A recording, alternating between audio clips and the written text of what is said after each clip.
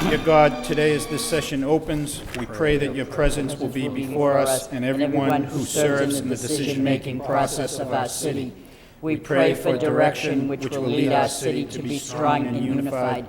May we continue the legacy of our founders. May we be granted this day the wisdom to make decisions which will be for the good of our city. We also pray for your special blessing on all those who are working to transform our city and make it a better place to live and work. Amen. Pledge of Allegiance. I pledge allegiance to the flag of the United States of America and to the republic for which it stands, one nation, under God, indivisible, with liberty and justice for all. Roll call. Councilor Milanazzo. Here. Councilor Ramirez. Here. Councilor Broderick. Here. Councilor Caulfield. Here. Councilor Donahue. Councilor Elliott. Here. Mayor Martin. Here. Councilor Armand Mercia. Here. Councilor Rita Mercia. Here. 8 present, 1 absent. 8 present, 1 absent. Councilor Caulfield. Thank you very much, Mr. Mayor.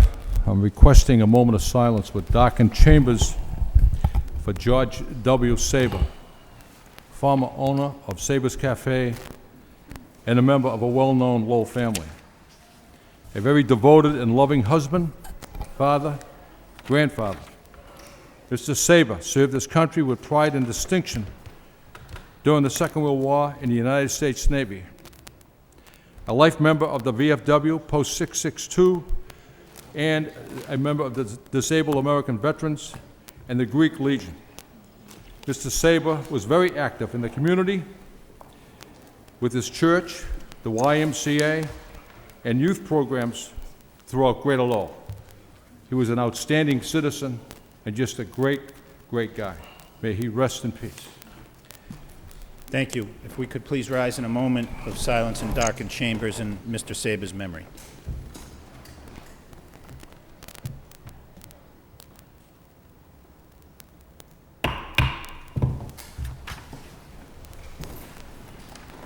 May he rest in peace. We have 2 presentations this evening. The first is from Dan Layeff, Director of the Lowell Regional Water Utility, update on the water infrastructure work that's ongoing in the city. Mr. Manager, did you have any opening remarks? Mr. Mayor, what we have here before you is a presentation that does 2 things. First, it brings you up to date on the existing water project, and I'll just briefly go through some of the highlights with that. And then Mr. Layeff is here to talk about the proposed water project that we have secured state funding for through the SRF program. And I think that you will see when Mr. Layeff goes through his presentation the value of this project moving forward. We're only here tonight to give you an update on this, but we would look to come back in June to seek your authorization to take advantage of the state funding.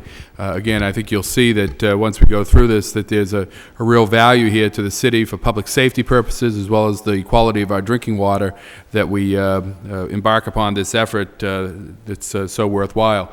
Perhaps if I could, and I'll ask Mr. Layeff to come forward, but let me just give you, we've passed out on your desks a copy of the PowerPoint that we'll be making tonight. If I could just do the first couple of slides for you. You see here before you the existing project, which basically consists of several different components.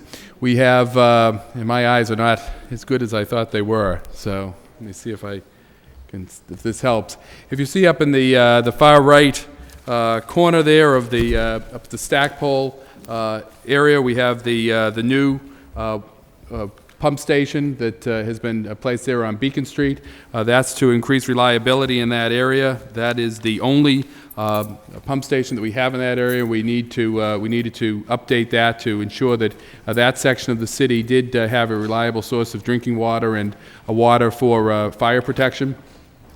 Over along at the pump station, which we draw water out of the Merrimack River, we have replaced the pump at the raw water pumping station for several reasons. One is reliability, certainly, but the other is for energy efficiency. And it's interesting, we had a meeting earlier tonight with the Subcommittee on Environmental Issues.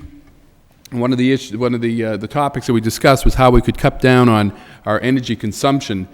in the city, and this is certainly one way, is the replacements of this pump and the pumps at the water treatment plant, the replacement and upgrades there have allowed us to save a considerable sum of money, and the payback is quite rapid, in which our investment is paying off certainly dividends right away for us. At the Wedge Street, down in the bottom left of the city, you can see the new storage tank that's been built there, again, to provide the adequate water pressure and reliability in that area. And then throughout the city, there's been a number of water main replacements that, again, have been installed to provide us the adequate water pressure that we need for the water usage of the citizens, but also, importantly, for fire protection. Certainly, when we talk about the water projects that we do here in the city, it does cover both the drinking water that we depend upon, but also the importance of water as a source of for fire protection. If we could. As far as the status of it, the current projects are projected right now to finish $500,000 to $600,000 under budget. As I said earlier, the pump replacement project has resulted in electrical savings of $200,000 per year.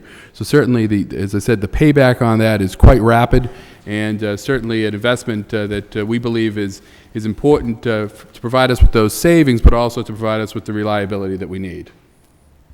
Which leads us to the proposed projects, and I'll have Mr. Lahiff walk you through that. Thank you, Mr. Manager. Mr. Mayor, members of the council. Back in August of this year, actually it was the first document that the new manager Bernie Lynch signed for me. We actually applied for new SRF money, and I'm glad to say that Lowell came in #1 out of Dan, 20. If you could. I'm sorry.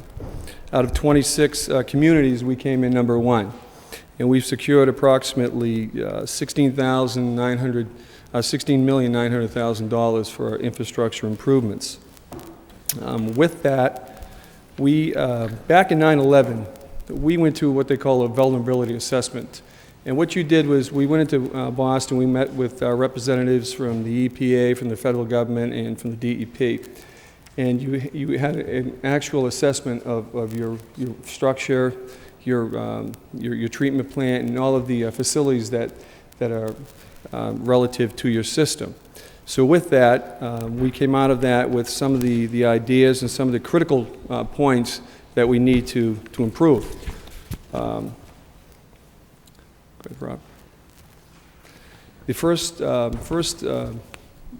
project is the installation of a second water main. Right now, we have one water main that feeds from the intake station. We have it's called a low pressure. It's about a 40-inch. Actually, it's a 36-inch raw water main. It's a low pressure gravity fed. That's the that's the only source that we have to the treatment plant right now. We have no redundancy. Should we have a break in that plant, should we have a problem, we're out of business. It's about 40 years old. It's something that is absolutely critical to the process, and that was also one of the top priorities that we had to do. Mutual aid study. Right now, the City of Lowell supplies the surrounding communities. What we need to do is we need to check on whether or not, investigate whether they can supply to us in case of emergency. It's a little more involved than just piping. It depends on the emergency, the situations, and availability. As part of this study, what we would like to do is do a comprehensive study on the surrounding towns and any available water to us. Replacement of the 10th Street storage tank. This is something that's been an ongoing issue for a good dozen years now. It needs to be increased, plain and simple. It's an old tank. Right now it's only 400,000 gallons of water.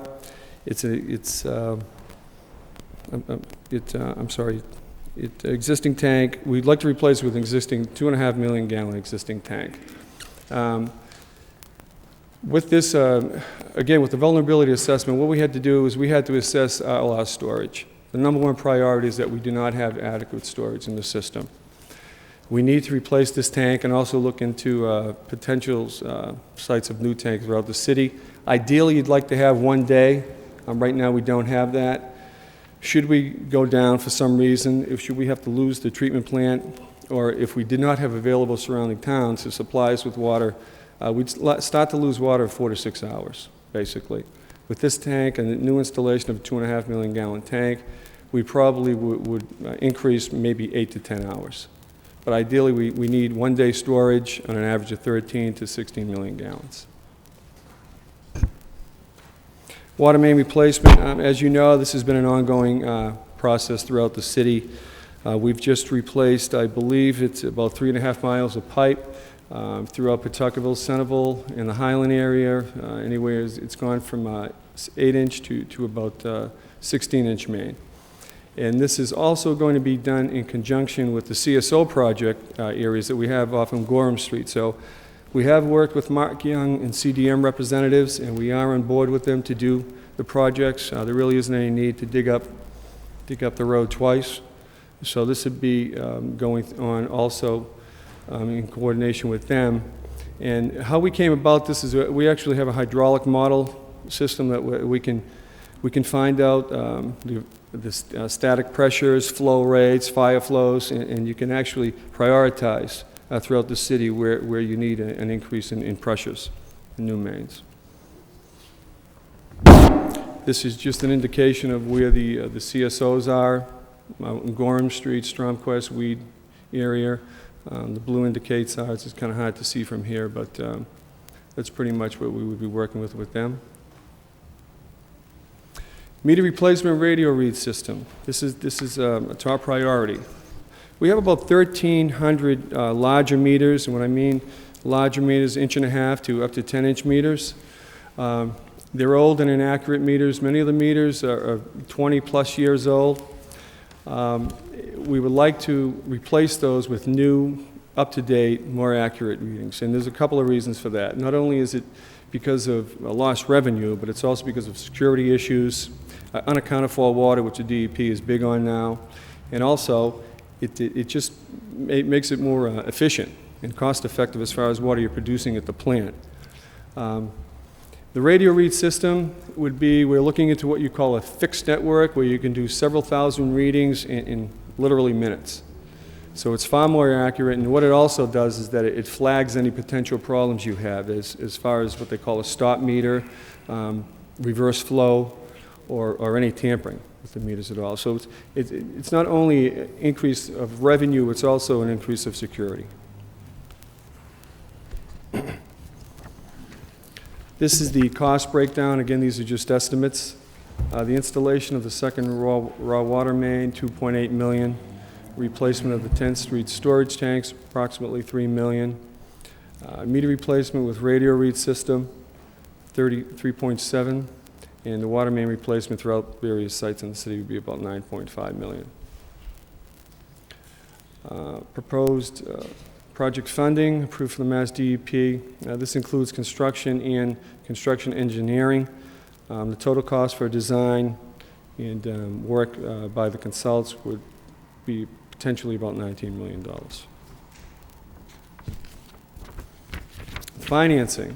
Obviously, to finance a project like this, there would have to be a rate increase. Right now, we're looking at approximately 26 cents per 100 cubic feet, which on average is about 60 cents per week, or $30 per year for the average consumer.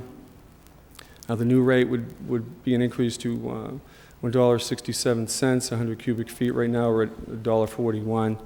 Lowell would still be in the lower percentile. We would move from position 269 to 263 out of 290 communities. So we're still very, very low throughout the Commonwealth.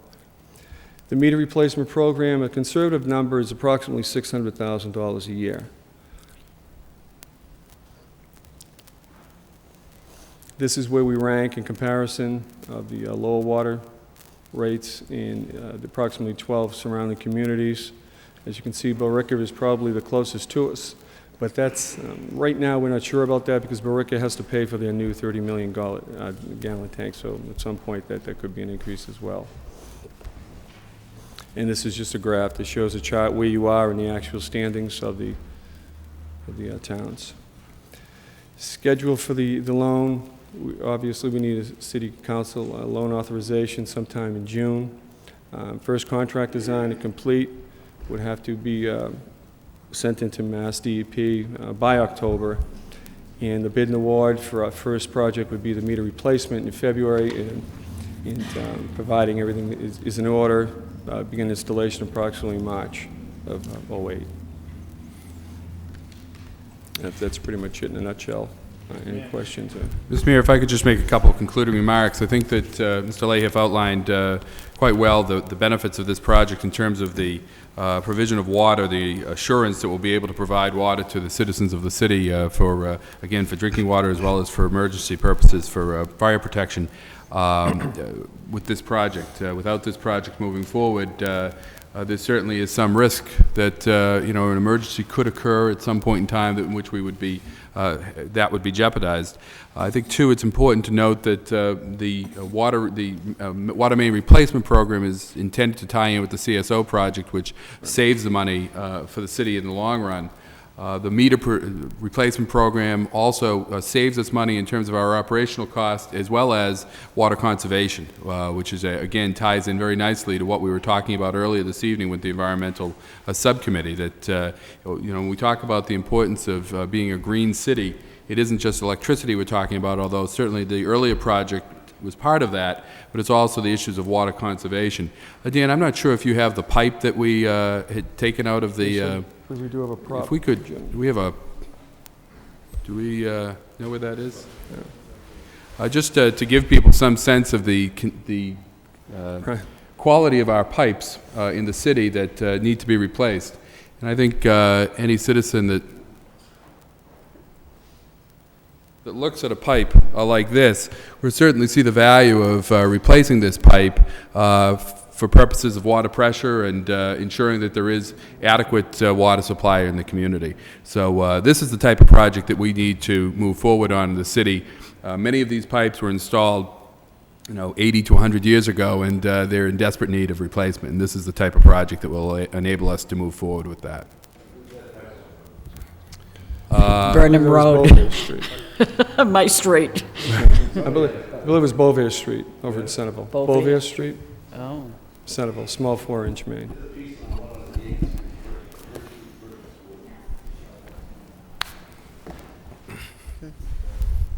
Councilor Milanazzo? Thank you, Mr. Mayor. Through you to either the city manager or Mr. Lahiff. I was at an MPO meeting this afternoon where they were talking about transportation improvement projects in the city, and one of them that they talked about was the Gallagher Square improvements, where the budget actually is going from $2.5 million up over $5 million, and part of the cost has to do with, and again, they're going to incorporate the CSO work and the Gallagher Square improvement project. So I'm just wondering if, while they're doing that work, will we in fact be replacing the water main in the Gallagher Square area as part of that transportation project? Again, if they're going to be doing the CSO work, it probably would make sense. Again, Councilor, I agree completely that if we can combine and coordinate these projects, and that ties in very nicely to what part of my budget presentation will come in the next time when we meet on that, and that's the need to really coordinate what we're doing in the area of public works, whether it's the wastewater, water, transportation, streets, sidewalks. All of that should be coordinated to ensure that when we dig up a street, when we do any type of infrastructure work, that it's being done in a way that everything can be addressed at once, and there's economies of scale there. But I'll turn that over to Mr. Lahiff. Are we going to be doing work in that area? I know that Archie Traynor, the superintendent, has been in touch with wastewater. Okay. Any needs or assessments that we have to do out there, we certainly will be on top of any work being done there. Right. Thank you. Councilor Caulfield? Thank you very much, Mr. Mayor. First of all, I want to recognize Dan Lahiff, Executive Director of the Water Utility, along with the men and women who work at that facility, for producing very clean, healthy water 12 months out of the year. And during the flood of last year, I know Dan and your employees worked feverishly to keep that water plant from going under with the flood, and I want to thank you for that. I also want to thank our consultants for working with us on these projects. I know the Wedge Street storage tank has made a huge difference in the Highlands as far as water pressure and all the other projects that you've been involved with. And I want to personally thank you. Thank you, Councilor. Any further questions or comments for the manager or Mr. Lahiff on this project? Councilor Armin Mercy. Just a question. I don't recall, weren't the rates raised not too long ago? The water rates? When was the last time the water rates were raised? I believe it was 2004. That's, 2004, I believe, was the last time they were raised. thank you. Okay, anything further on this? Thank you, Mr. Leif, for Thank the you. fine presentation, and we'll look forward to seeing you back here soon. The next item, we also have a presentation from National Grid on the New England Hazard Tree Project. Is it Mr. Finch? Yes, Okay. yes. Thank you for your time this evening. My name is Ken Finch. I'm project manager for National Grid on a special hazardry project. It is quite a bit different from what we typically do with routine trimming. And with me tonight is Mike Meyerdirks, so one of our lead arborists, who is going to be working with the folks in town as we get ready to come in. And also Joan Callahan, project coordinator with me, who's actually going to cover the presentation this evening and explain to you what the project involves and what it's about. Just a brief history of, we're really trying to do as much outreach with this project because it is different than how we've typically approached tree pruning and reliability with tree-caused outages. So not to steal Joan's thunder or anything, so just to give you a brief overview of that. But we have previously met with Ed Walsh, the tree warden, with Mr. McCarthy, and a group from the park committee at his office to review that. We've met with the Pawtuckettville Community Group to review some of the proposed work down in that area. And yet we have, we haven't even started work yet. We're really trying to do some outreach in front to explain what's going to happen so that all you folks understand this and so that your constituents do as well. I do have with me 11 copies of maps, and I also have some full, you have the full presentations, okay. We do have some copies of maps here if I may Sure. pass them out. Or, Councilor Elliott will take it. and with that, I'd introduce Joan Callahan. Good evening. I wanted to introduce the Reliability Improvement Program. It's a hazard tree program that's, we found that the maintenance tree trimming does its job, but it hits a certain plateau, and that tree-caused outages, actually 85% of the tree-caused outages are happening outside of the maintenance trim zone. So if, when you look at your map, we've highlighted in gold the main section of the three-phase line that runs through the city of Lowell, that actually we have 3,960 customers on.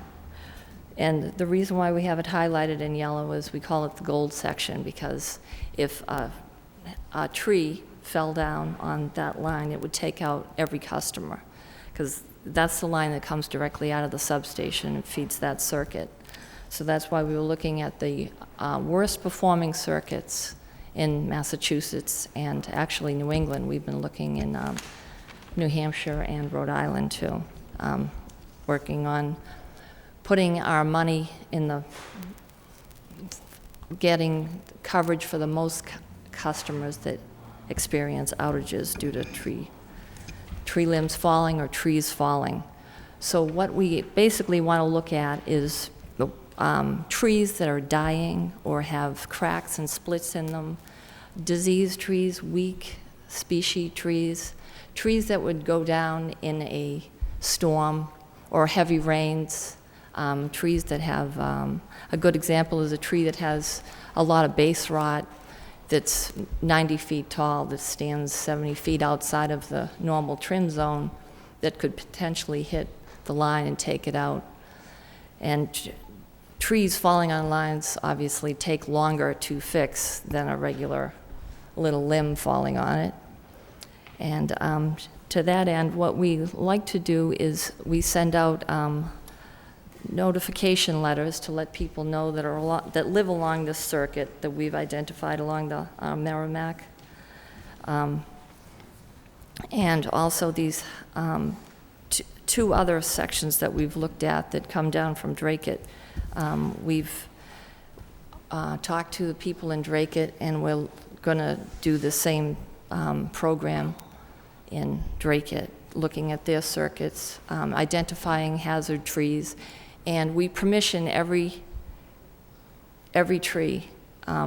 We work closely with the tree warden, and when we send out notification letters first, and then we send in our arborists to look at the trees along the circuit and identify any trees that we feel are a hazard or are going to fail, mark them with a red ribbon for removal and blue for trim, and then we fill out the paperwork, give the resident a map of what trees we would like to, that we've identified as hazards, and get their permission.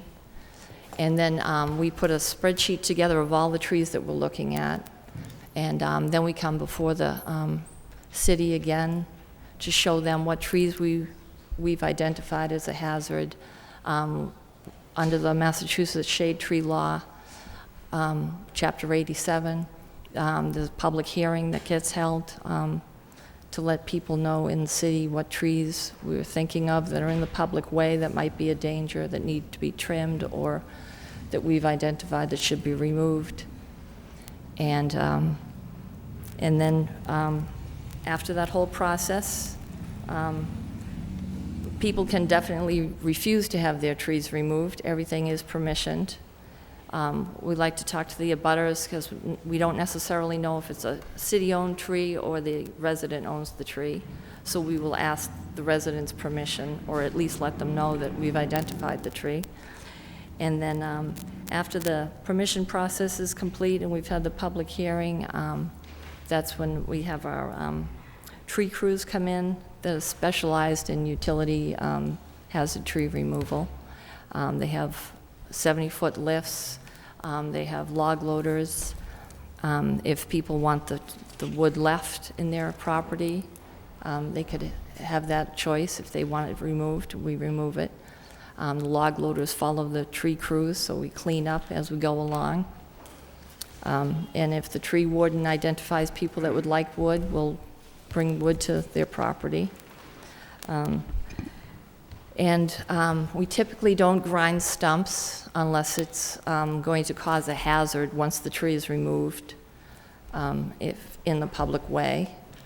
And then we also offer a municipal tree planting grant to replace city trees, cityscape trees that you want to replace with obviously a right tree that will grow under the line better and not grow huge, the right tree for the right place.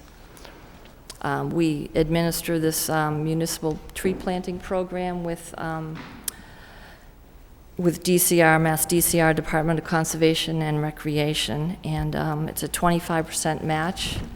We feel that this way we're not taking the administrative costs out of you. You know, you're using the money for tree replacement. And the long-term benefits are we're assisting the town in removing hazardous trees at no charge to homeowners, and we have a healthier community forest because we're taking out the dead and diseased trees from the landscape. And we have fewer tree-caused outages this way because we're taking out the potential. Okay. Thank you, Ms. Callahan. Councilor Caulfield? Thank you, Mr. Mayor.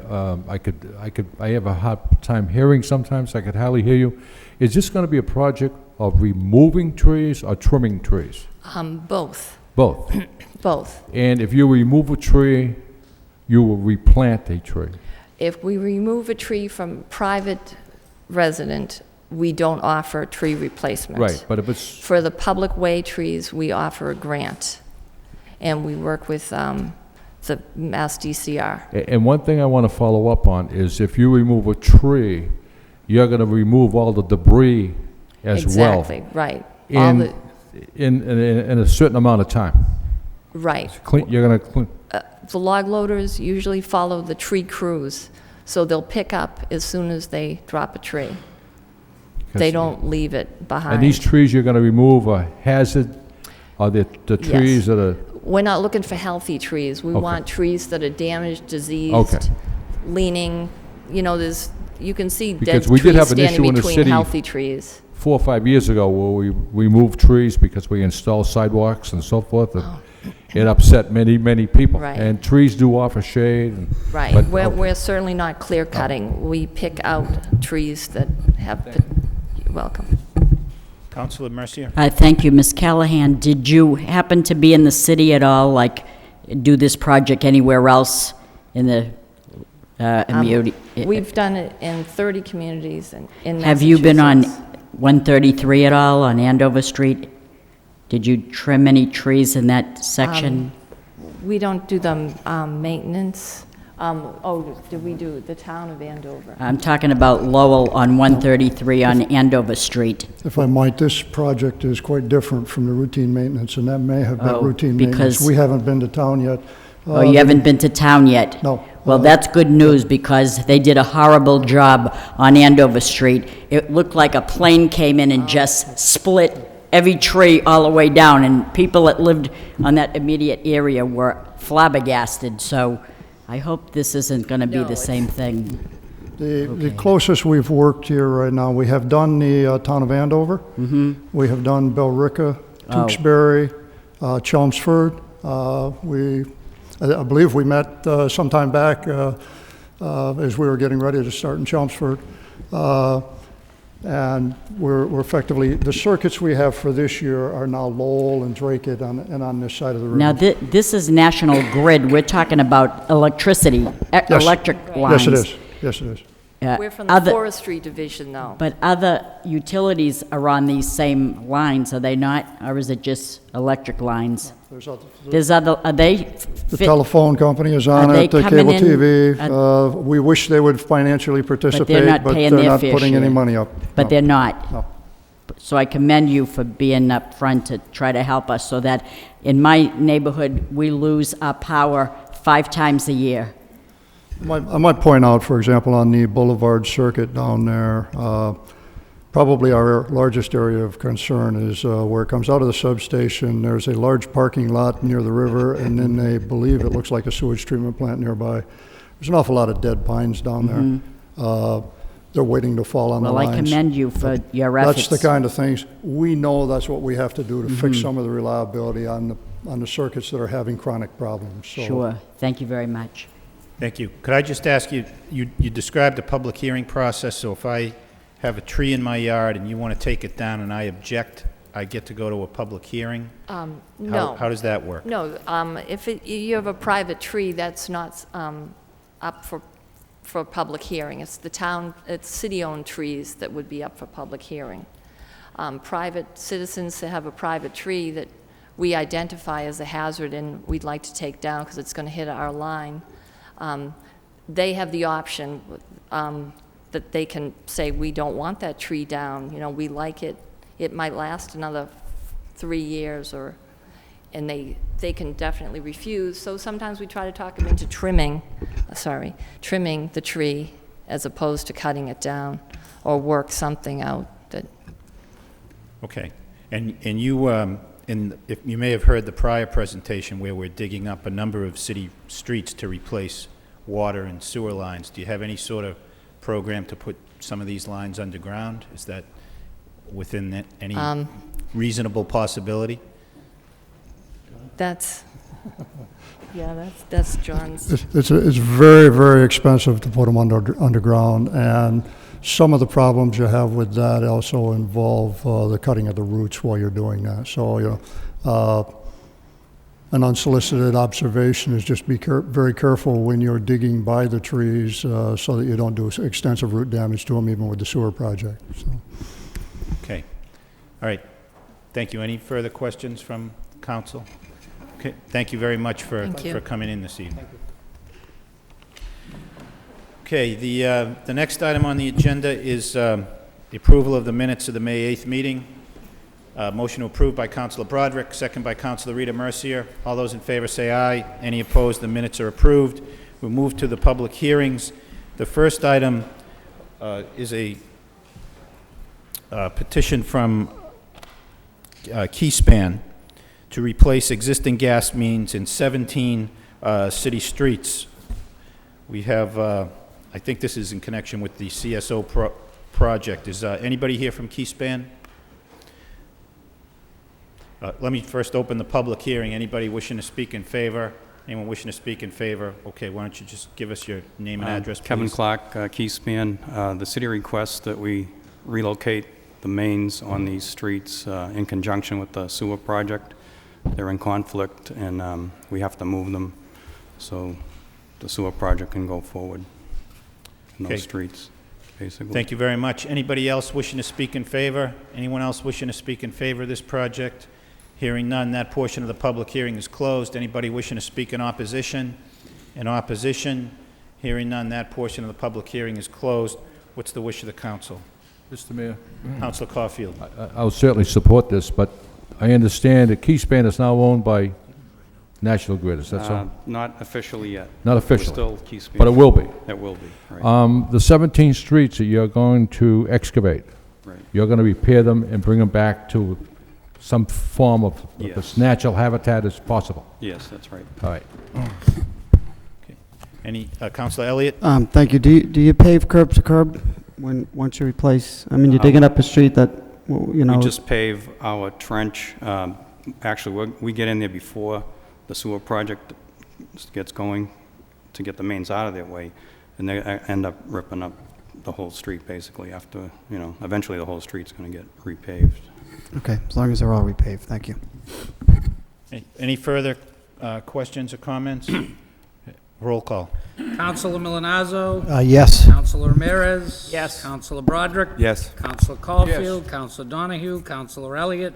Yes. Mayor Martin. Yes. Councilor Armand Mercia. Yes. Councilor Rita Mercia. Yes. 8 yeas, 1 absent.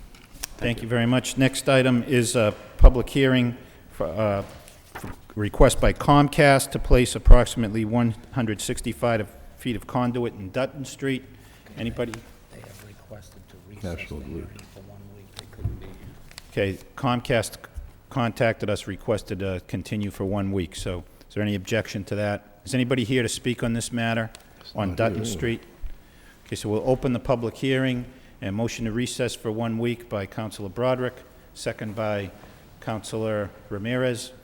All those in favor say aye. Any opposed? This matter will be recessed for 1 week.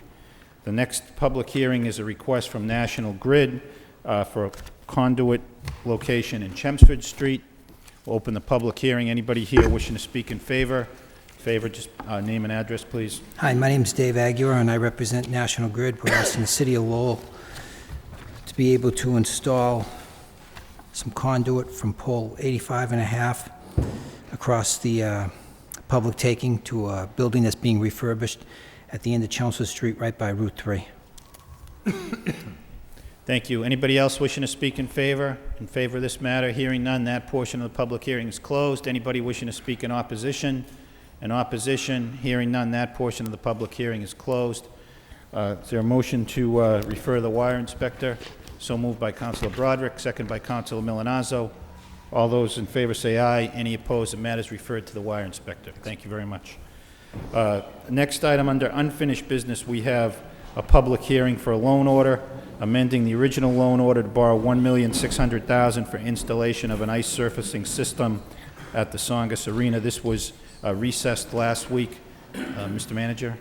Mr. Mayor, councilors, I asked for this to be extended out 1 week so we can continue our testing at this at the arena. I stand by my recommendation that this project did not move forward. As I indicated last week, we did extensive or additional work testing the system, digging out the system. Craig Gates is here from SMG, our management company, here tonight. That has been participating in this process. It is unfortunate that this much of this work, had not been done before. But as I indicated last week, we needed to let the ice thaw out and get into the concrete pad and actually check on the system. And that couldn't be done back in the fall when we first started working on this project, or when I first started working on this project. The testing that we've done certainly seems to indicate, the excavation work that we've done indicates that this system is working fine, that there have been some leaks. There were additional leaks that were discovered over the last week, but no more than we would anticipate of a system of this sort. So I'm prepared tonight, or I was prepared tonight, to ask that this be dismissed, that no action be taken. The Arena Commission, though, has requested one more week. So in deference to their request, I would ask that it can be continued for one additional week. But we're clearly past the point in time in which we can do the work anyway. But in order to just allow for just a little bit more testing, I would ask that this be deferred for one more week. Okay. Is there a request to motion to delay the action moved. for not to recess the hearing again for one more week by Councilor Elliott, second by Councilor Broderick? Is there anybody here wishes to be heard on this matter? Okay, hearing that, we'll motion to recess then for 1 week. All those in favor say aye. Any opposed, the matter will be delayed for one more week. Under the city manager's portion of the agenda, we have several responses to motions and requests from the council. Are there any questions and comments on any of those communications? Councilor Milanazzo. Thank you, Mr. Mayor, through you to the manager. Actually, it's not one that's in this week's packet, but I had filed a motion back in March 20th, regarding the lights at High Street and Andover Street, and the response was that when the weather got better, that the traffic loop that is broken would be repaired, and I don't believe that's been done. I believe that in talking to the DPD, that work was scheduled to take place in around this time frame. Okay. I think they're having a little bit of trouble getting the contractor out there to do some of that work, but I'll double check on that, Councilor. Okay, thank you. Okay. Other items under communications from the city manager. Councilor Caulfield. Thank you, Mr. Mayor. This is under communications. Manager Lynch called me Friday afternoon, tell me about the reorganization and the plans and so forth. And in our conversation, I asked about Commissioner Ed Walsh and his status.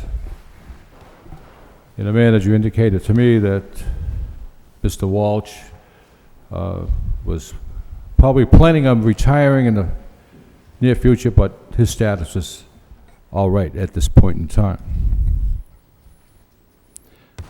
I then received calls later on Friday evening. Is that so, Mr. Manager? That's what we talked about. Yes, it is, Councilor.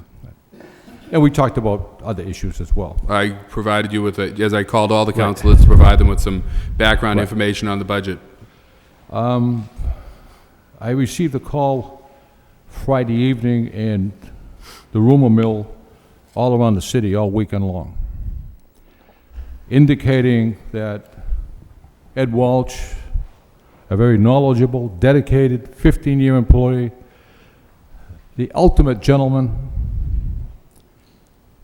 and knows the business backward and forward, that Mr. Walsh was asked to retire, that there was a problem in the budget, and if he could look to the future to retire. Is that so, Mr. Manager? Councilor, I think that many of these issues will be addressed in the budget, but let me hit this one right off. Mr. Manager, I mean, this solicitor's trying to get my attention here. I mean, this is not a hearing on... Personnel issue. It's a personnel... I think we all agree that Mr. Walsh is well-served the city here, but if we're going to talk about his status of whether he plans to retire or not retire, he needs to be here. I called the manager's office Monday, Mr. Mayor, and asked to speak to the manager. The manager wasn't in. The secretary told me Mr. Moses was in. I talked to Mr. Moses. And what he told me is, I have sworn to secrecy. I can't tell you anything. Mayor, point of order. No. I mean, Point of order, Councilor Elliott. what is the intent of, that's not a communication that we received in our packet, it's a budget issue, and that we've been advised by the solicitor. It's a personnel issue. Similarly, a couple of weeks ago, that needs to be dealt in executive session relative to an individual's, employment status or not in the city, whatever the case may be. So, I mean, Well, my point of order is, what is the ruling and what are we discussing? Well, again, that's correct, and I just wanted to stop the discussion before it got too far. And again, first of all, it's clearly an employee matter, and in a general sense, any employee matter, disciplinary in nature or otherwise regarding somebody's performance, the employee has rights as well, and they have the right to be present if they're going to be discussed. They have to have notice, and so again, these types of discussions would appear to be improper at this particular time. Thank you. all right. All I asked was Mr. Walsh asked to retire. That's yes or no, that's all. If I may, Counselor, I would like to answer that. The answer is no. Okay, that's And fine. frankly, Counselor, I'm not sure where these rumors come from, and I would hope that we wouldn't govern the city and manage the city based upon rumors. But it's not true. Mr. Walsh was not asked to retire. That's fine. I haven't seen the budget yet. Councilor I don't Donahue. even know how much he's funded for in the budget. Councilor Donahue. Thank you. Unfortunately, sometimes rumors go around the city. I think we all agree Commissioner Walsh has done an outstanding job, does an outstanding job as Commissioner of Public Works, has a stellar record here in the city. And certainly, I don't think anyone suggests otherwise. So, but I guess my question, since we're going to be getting the budget, we haven't seen it. Everybody's talking about it. But is it, and I think I can ask this, is Mr. Walsh's position in the budget? Yes, it is. All right. And he is listed by name in the budget? Yes, he is. All right. So this rumor was a rumor? Yes. Okay. I just wanted to, you know, I don't want to go behind any other discussions. I just want to know, is he in the budget? He's in the budget, and we'll look at the budget when we get it. Councilor Rita Mercia. Thank you, Mr. Mayor. Through you to the city manager, Mr. Walsh is in the budget. We assume that, yes, he is. Is the position fully funded to the end of the year? Or just till December? It's funded till December. That's not the end of the, it's not fully funded then. It's funded until the end of It's December. not fully funded then. It's funded till December, not fully funded till June 30th, right? That's correct. Thank you. Okay. Well, excuse me, Councilor? based on that response, shouldn't there be a little bit more information on why December, not June 30th? Because Mr. Walsh has indicated to me that he plans on retiring in December. Okay. Okay. Anything further on communications from the manager? Okay. Motion to accept the communications from the manager placed on file by Councilor Broderick, second by Councilor Elliott. All those in favor say aye. Any opposed? The communications accepted, placed on file. The next item is a vote authorizing the city manager on behalf of the city of Lowell to enter into a lease agreement with Arthur I. and Manuel R. Silvera of 19 Ionian Circle, Lowell, Massachusetts, for property located at 151 Andover Street, Lowell, Massachusetts. This is, I believe, related to the police precinct. Is there a motion to waive the full reading of this vote? So moved by Councilor Elliott, second by Councilor Broderick. All those in favor of waiving the first full reading say aye. Any opposed? The first full reading is waived. Second reading by title, a vote authorizing the city manager on behalf of the city of Lowell to enter into a lease agreement with Arthur I. and Manuel R. Silvera, 19 Ionian Circle, Lowell, for property located at 151 Andover Street, Lowell. Questions concerning this lease? Councilor Armin Mercia. I have a question. Again, I haven't seen the budget, heard an awful lot about it from an awful lot of people. One of the things that I did hear, however, is that there's a possibility this budget contains the closing of 2 police precincts, one in the Acre and one in Pawtuckaville. If that's the case, have we given any thought to maybe putting this off until that issue is settled? Because if we're closing a police precinct, I'm sure it's because of money. And then my next question would be, well, how come this one wasn't included in the evaluation, or was it? it was included in the evaluation by the chief, and he has determined that this particular location is advantageous for the police department in terms of their overall performance and operation, whereas the other locations, there are other options that we're investigating and looking at that are of lower cost that would still provide the coverage in those areas. So this is based upon the recommendation of the chief. Okay. Any further discussions on this, Councilor Milonazo? Just quickly, and I know we'll probably see it in the budget, but the acre precinct, I know that at one time there was a substation in the Armin P. Mercia Center. Again, This is not the one. that's not the one. Okay. I just wanted a clarification that the Housing Authority is still doing that. Okay. Thank you. Right. Okay. Further questions on this item? Roll call. Councilor Milonazo. Yes. Councilor Ramirez. Yes. Councilor Broderick. Yes. Councilor Caulfield. Yes. Councilor Donahue. Yes. Councilor Elliott. Yes. Mayor Martin. Yes. Councilor Armin Mercia. Yes. Councilor Rita Mercia. Yes. 9 yeas. 9 yeas, the vote is approved. The next item is a vote authorizing the city manager to apply for, accept, and expend funds from the Federal Emergency Management Agency under its 2007 Assistance to Firefighter Grant Program for vehicle acquisition in the amount of $530,000 for the City of Lowell Fire Department. Motion to waive the full reading of this vote by Councilor Ramirez, seconded by Councilor Milonazo. All those in favor of waiving the first full reading say aye. Any opposed? First full reading is waived. Second reading by title, a vote authorizing the city manager to apply for, accept, and expend funds from the Federal Emergency Management Agency under its 2007 Assistance to Firefighters Grant Program vehicle acquisition in the amount of $530,000 for the City of Lowell Fire Department. Questions or comments concerning this vote?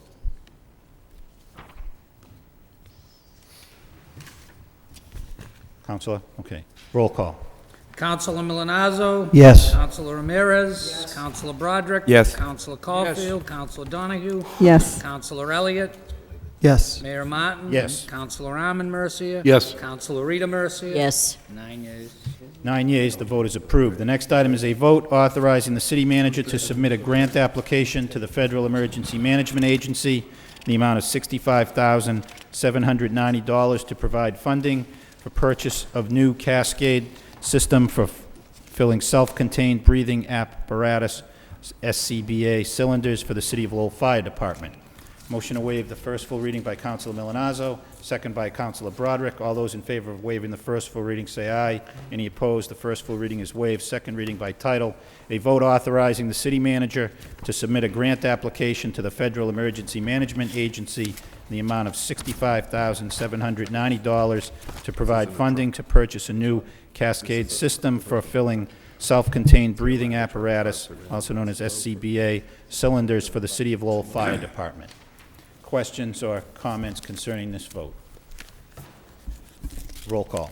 Councilor Milonazo. Yes. Councilor Ramirez. Yes. Councilor Broderick. Yes. Councilor Caulfield. Yes. Councilor Donahue. Councilor Elliott. Yes. Mayor Martin. Yes. Councilor Armin Mercia. Yes. Councilor Rita Mercia. Yes. 9 yeas.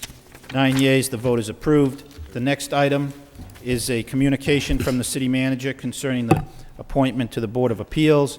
Dear Mayor Martin and members of the City Council, pursuant to the authority specified under Mass General Laws, Chapter 40A, Section 12, and the Code of City of Lowell, Section 2-41, it is with pleasure that I am appointing Kevin T. Kavanaugh, 50 Sanders Avenue, Lowell, as an associate member of the Board of Appeals to fill the unexpired term of Corey Belanger, expiring June 23rd, 2012. Confirmation by the City Council is required for this appointment and is hereby requested. I have attached a copy of his resume for your review. Would be happy to answer any inquiry you may have concerning this appointment. Very truly yours, Bernard F. Lynch, City Manager. Any questions or comments concerning this appointment? Roll call. Councilor Milonazo. Yes. Councilor Ramirez. Yes. Councilor Broderick. Yes. Councilor Yes. Caulfield. Councilor Donahue. Yes. Councilor Elliott. Yes. Mayor Martin. Yes. Councilor Armin Mercia. Yes. Councilor Rita Mercia. Yes. 9 yeas. 9 yeas, the appointment is confirmed. Next item is a communication from the city manager concerning the Lowell Conservation Commission. Dear Mayor Martin, members of the City Council, pursuant to the authority vested in me as City Manager under Massachusetts General Laws, Chapter 40, Section 3C, I have appointed the following persons to the Conservation Commission to fill 2 vacancies resulting from term expirations. Kathy Downey, 145 Parker Street, Lowell, for 3 years expiring March 16, 2010, to fill the vacancy created by the term expiration of John Zagarella, and Joy Grillin Onash, 52 Lawrence Drive, Lowell, Mass. 01854, for the 3-year term expiring March 16, 2010, to fill the vacancy created by the term expiration of Charles Gill. It is with pleasure I am reappointing to the Conservation Commission to a new 3-year term expiring March 16, 2010, David B. Damaris, 566 Rogers Street. Under the above referenced statute, confirmation by the City Council is not required. I have attached resumes for your review. I would be happy to answer any inquiries that you have concerning these appointments. Very truly yours, Bernard F. Lynch, City Manager. Any questions concerning these appointments? Councilor Milonazo. Through you to the manager, could you send out, if you have not already, thank you letters to both Charles Gill and to John Zagarelli for their years of service? I believe those letters have gone out, but I will double check on that. Okay, thank you. Okay. You didn't send any gold watches, right? No. Further questions concerning these appointments? A motion to accept the communication, place on file, the confirmation vote's not required. So moved by Councilor Milonazo, second by Councilor Ramirez. All those in favor say aye. Any opposed? The communication is accepted. We have 2 requests to suspend the rules. One is for a travel request from the police department. The second is to have a vote accepting the budget. So moved. Motion to suspend by Councilor Armin Mercier, second by Councilor Broderick. All those in favor say aye. Any opposed? The rules are suspended. The first item, the travel request. Dear Mayor and City Councilors, attached is a request from Ken LaValle, Acting Police Superintendent, to send 3 employees of the Lowell Police Department to New Orleans, Louisiana, to attend the 2007 International Association of Chiefs of Police Conference. This travel will take place October 12th through October 16th. The cost of this travel will come from the Lowell Police Law Enforcement Trust Fund, and there will be no cost to the city. If you have any questions, please let me know. Bernard F. Lynch, City Manager. Questions on this request? Move approval. Motion to approve by Councilor Armin Mercier, second by Councilor Broderick. Roll call, please. Councilor Milonazo. Yes. Councilor Ramirez. Yes. Councilor Broderick. Yes. Councilor Caulfield. Yes. Councilor Donahue. Yes. Councilor Elliott. Yes. Mayor Martin. Yes. Councilor Armin Mercier. Yes. Councilor Rita Mercier. Yes. 9 yeas. 9 yeas. The request is approved. The next item is a vote to accept the budget. Let me read the vote. We will have to fill in the dates after discussion. Vote is pursuant to Massachusetts General Laws, Chapter 44, Section 32. The City Council of the City of Lowell acknowledges timely receipt of from the City Manager on May 15, 2007, of the recommended budget for the City of Lowell for fiscal year 2008, with the understanding that any recommended revisions thereto, as may be submitted by the City Manager at a later date and prior to the date of final approval of said budget by the City Council, shall collectively be considered the proposed budget for fiscal year 2008 in the City of Lowell. A public hearing on the budget will be advertised in the Sun on a date that we will determine in a few minutes, and to be held on dates also to be determined in the Lowell City Council chambers and on other such dates and times as may be announced by the City Council. Second reading by title, a vote pursuant to Mass General Laws, Chapter 44, Section 32. The City Council of the City of Lowell acknowledges timely receipt from the City Manager of the May 15, 2007 budget of the recommended budget for the City of Lowell fiscal year 2008, with the understanding any recommendations, revisions thereto, as may be submitted by the City Manager at a later date and prior to the final approval of said budget by the City Council, shall be collectively considered the proposed budget for fiscal year 2008 for the City of Lowell. Councilor Elliott. I was just going to ask the clerk what the first available date would be, or maybe the manager knows that it has to be advertised for a certain time frame. It has to be advertised for at least 7 days. The earliest we could get an ad into the paper would be Thursday, so I believe the earliest would be the following The Thursday, the Thursday. 24th. Thursday, the Seventh dates day. available in May, I believe would be, manager is correct, Thursday, May 24th, assuming the advertisement on May 17th, assuming there's no interest on Friday evening, Saturday, May 26th, Tuesday, May 29th, Wednesday, May 30th. Councilor Caulfield has requested consideration. He's going to be traveling from May 31st to June 10th. Councilor Milanaz will be traveling June 7th to June 16th. So we can certainly schedule one or more of those dates in May and see how it goes. I think it's up to the wish of the council. Other councilors may have scheduling conflicts as well. I don't have any scheduling conflicts, but I think that we should certainly accommodate members' schedules. So is there any reason why we couldn't start on the first day, which would be the 24th? I'm having my party on the 24th. Oh, So she's on a party. That's a Thursday night? it's a Thursday. The 31st is good on a Thursday. Well, Council Caulfield's going to be out of I'm town. sorry about.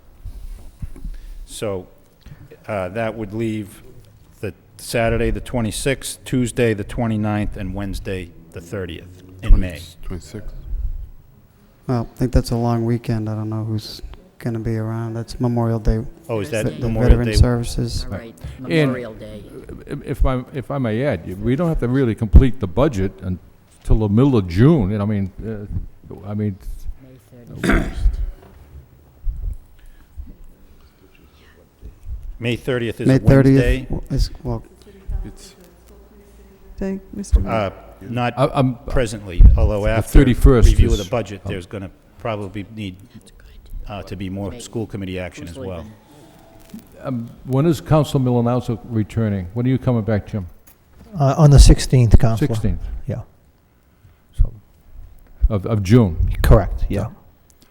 So, What is wrong with May 30th as the first, which is a Wednesday? That's all right with me.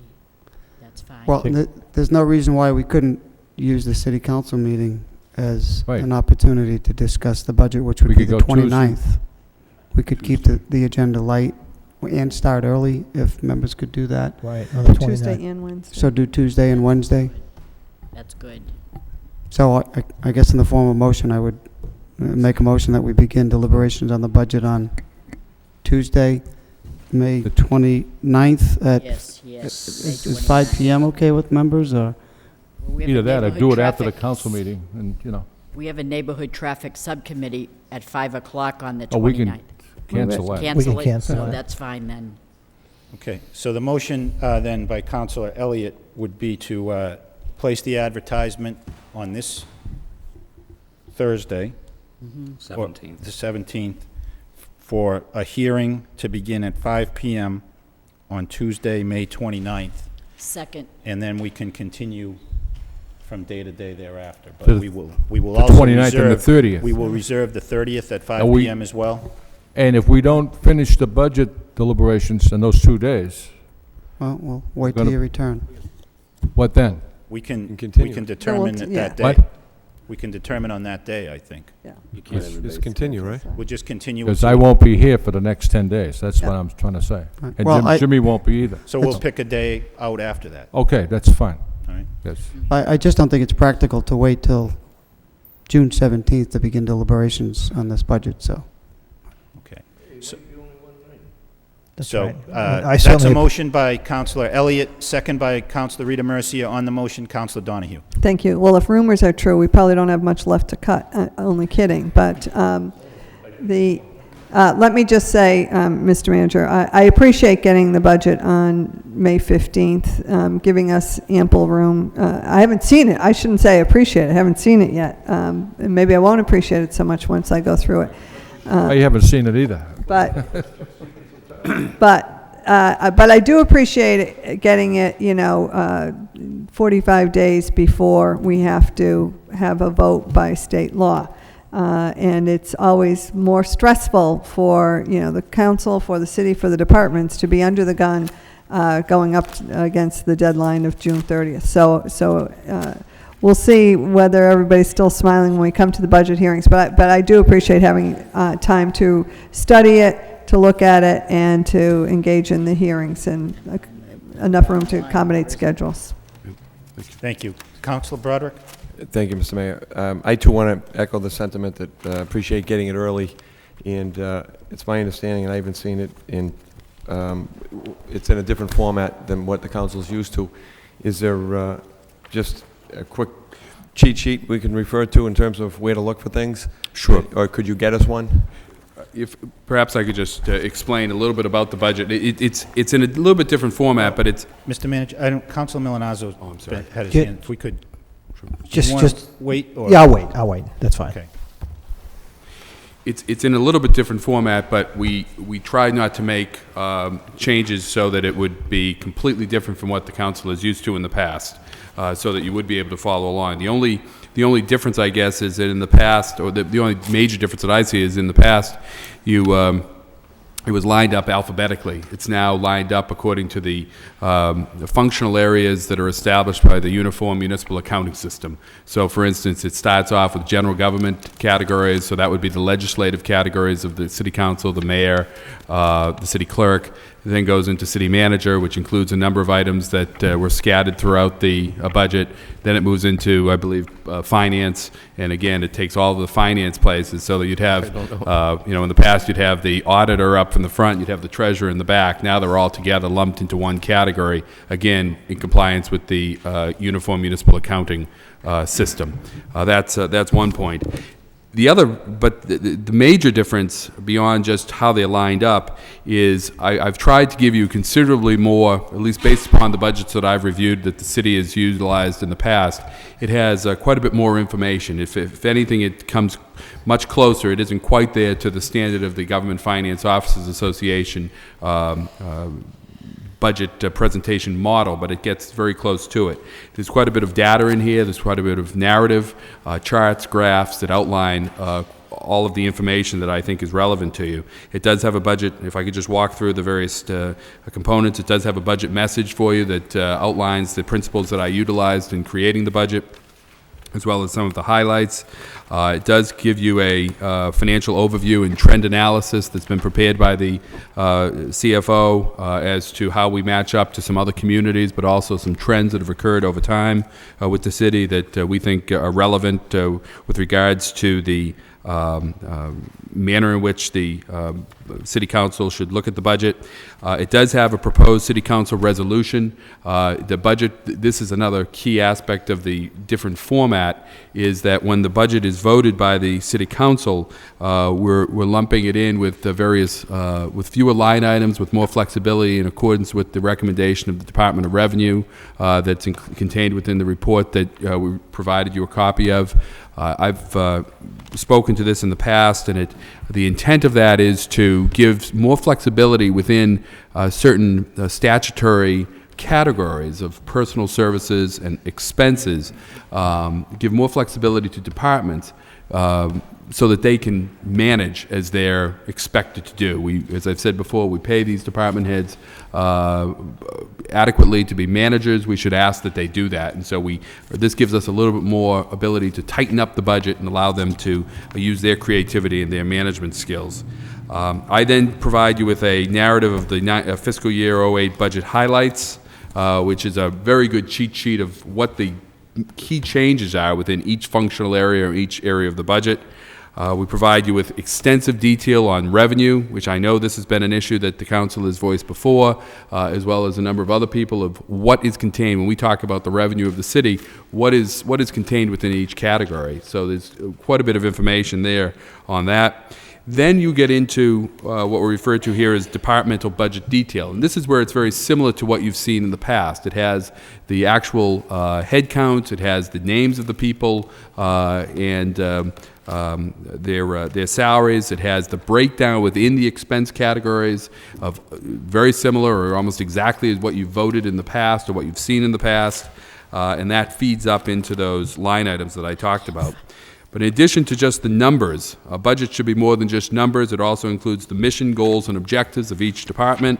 the staffing levels, quite a bit of information regarding the prior year expenditures, not just what was budgeted in fiscal year '07, but what was actually spent in '06, '05, and '04. So that you have, a real history there, a budget history of how money has been spent and what the needs are. And it's all divided by function and within fund. And then lastly, and this is, again, what guides us in establishing the principles that we used in creating the budget, and it also is important to our bond rating agencies as well as the city itself, is the financial management policies and objectives that we've utilized in creating the budget. And this is what guided us in doing this.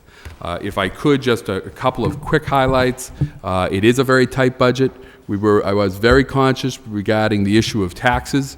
I can tell you that what guided us in this is that we limited ourselves to a 2.5% increase in total taxes for the city. That should result in less than that for the average residential taxpayer. I'm very pleased that we were able to do that because, by my calculations, over the last 5 years, taxes on the average residential taxpayer in this city have gone up just under 6% each year. And that clearly is something that we need to bring under control. So we've been able to do that. We also, as you know, we have made reductions in our workforce. We have less layoffs than I originally anticipated, but we did eliminate a number of vacant positions. We've done some restructuring of city government, and we'll get into more of the details of each one of those issues that I've talked about when I make the presentation, and we'll have the department heads here to answer specific questions. But I think you'll find it to be a very good document, and I think you'll also find that it's a very sound budget for the city in fiscal year '08 moving forward. Thank you. Just one more? Well, all right, are we still on you? Okay. Yeah. All right. When is this going to be, how is this going to be made available to people? As soon as we leave, we're going to be This document is available here. There is, as in prior years, there is a price that goes with this because it does cost a considerable amount of money to the city to generate. But arrangements have already been made that it will be posted on the website first thing tomorrow morning. Excellent. The entire document.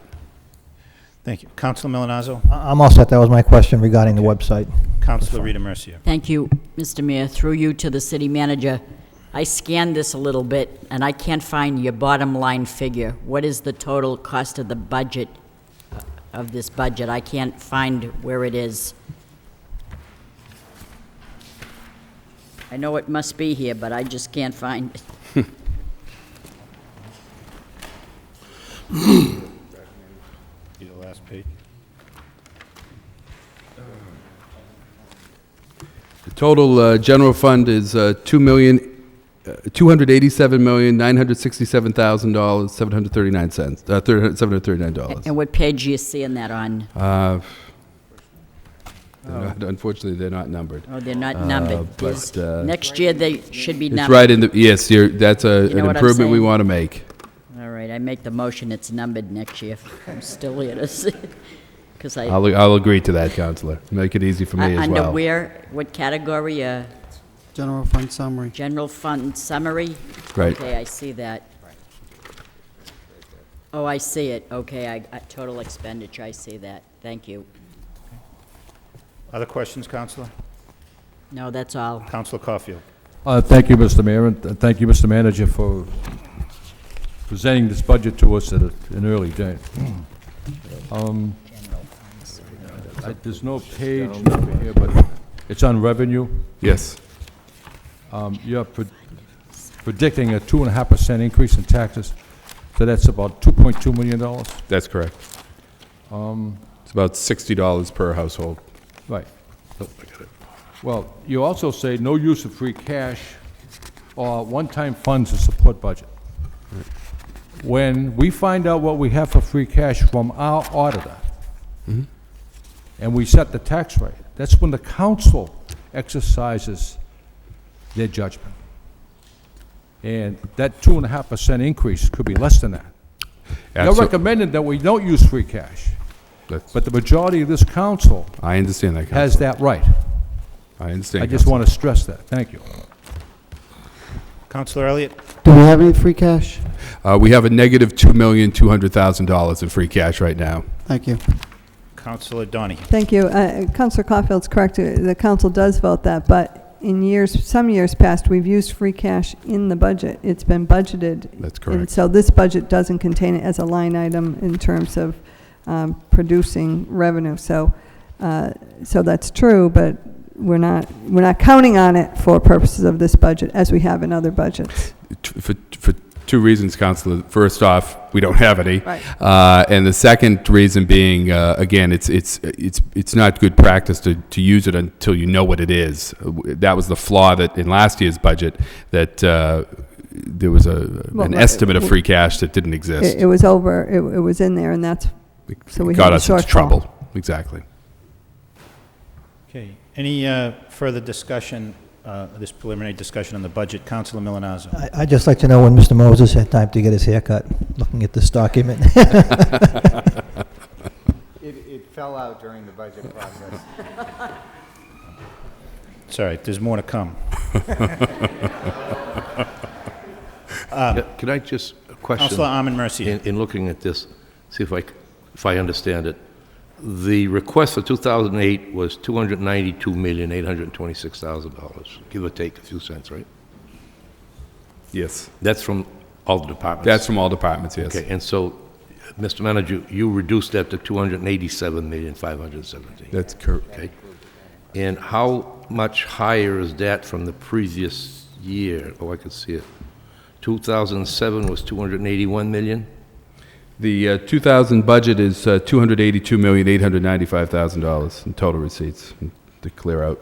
The total expenditures, I see where you're looking, Council, yes, 281,322. Okay, so this budget actually, as proposed, is up to about $5 million from 2007, 5 or 6 million, something. Right. Okay. Right. Okay. Councilor Elliott. Can you tell me where we are in the valuation process? I mean, you have certain assumptions in, based on new growth and property valuations. Where are we with the assessor's office and, concluding the annual evaluation? Those will we're in the process of doing the field work now. It's easier to do the new growth because we're basing it clearly on what we know of building permits out there and developments that are taking place. That's different than obviously than the revaluation process. The field work is being completed and those will be submitted. We are in the middle of a revaluation year, or we will be doing a revaluation year that may have some impact on when those are approved, but it's my goal to get that to the Department of Revenue and get those approved in the September, October timeframe. Okay, because that clearly will have an impact on what shift and, where the burden lies, and Right. if, presumably and hopefully we'll get an increase in commercial, which does reduce and lighten the burden of homeowners. And I speak to that a little bit in the budget message there, that looking at the 2.5% total, based upon the trends that we're seeing, and these are just estimates, very rough estimates, but right now we're seeing that there's a small drop-off in residential values, and I think we all are aware of that, whereas commercial values are staying the same or moving up just a slight bit. So that's why I indicate that I think that the residential component will go up about 2.25%. Okay. Thank you. Look forward to discussing it in depth in the future. Thank you. Councilor Armin Mercier. Just one more question, Mr. Manager. You mentioned a little while ago, and I had heard this before anyway, that this budget contains some reorganization scenarios. Are any of these reorganization scenarios according to any ordinances that the City Council would have to get involved in? Is there anything being proposed here that would require an ordinance change? There may be some small ordinance changes that will be included within the final vote of implementation that the council typically takes in the June timeframe. Nothing of any major consequence, though. Okay. Thank you. Councilor Rita Mercier. Yes, thank you. Through you to the manager. Mr. Manager, I understand there are some layoffs. Yes. And are these people that are being laid off at the bottom of the totem pole? In other words, we're not laying off people that's been here like 20 years, 15 years, or whatever. Are they the last to arrive and the first to leave? Is this the scenario? Generally, yes, Councilor. I can't think of anything off the top of my head that we have 11 layoffs, and most of them are all the newer people. yes. The newer people. And generally, that's the way the union contracts read, yes. Okay, because, it's really sad to lay anybody off, but to raise taxes and lay off people, the same people that have to be forced to be paying the higher taxes and they don't have a jobs. But I'm just thinking that, people that just started probably realize that they'd be the first to go, but... Anything further? Councilor Broderick. Last question, I apologize. There was an article, a reference in the paper tonight to the school department's budget and their request. I assume you have a recommendation in here. Is there also a reference to what what number we need to meet? I forget the term of it. To the net school spending. Net school spending. Is there reference? Or there isn't. Recommendation Reach that? There hasn't. There isn't. That is not in here. We will have that for you though at the time of the on the 29th. Thank you. Okay, I'm going to read the vote one more time with the dates supplied. Pursuant to Mass General Laws, Chapter 44, Section 32, the City Council of the City of Lowell acknowledges timely receipt from the City Manager on May 15, 2007 of the recommended budget for the City of Lowell for fiscal year 2008, with the understanding that any recommended revisions thereto, as may be submitted by the City Manager at a later date and prior to the date of final approval of said budget by the City Council, shall collectively be considered the proposed budget for fiscal year 2008 for City of Lowell. A public hearing on the budget to be advertised in the Sun on May 17, 2007. The hearing to be held on May 29, 2007 at 5 p.m. and May 30, 2007 at 5 p.m. in the City Council chambers at Lowell City Hall and on such other dates and times as may be announced by the City Council. Motion to approve by Councilor Elliott, second by Councilor Rita Mercier. Roll call. Councilor Milonazo? Yes. Councilor Ramirez? Yes. Councilor Broderick? Yes. Councilor Caulfield? Yes. Councilor Donahue? Yes. Councilor Elliott? Yes. Mayor Martin? Yes. Councilor Arman Mercier? Yes. Councilor Rita Mercier? Yes. 9 And, Mr. Mayor, just one thing.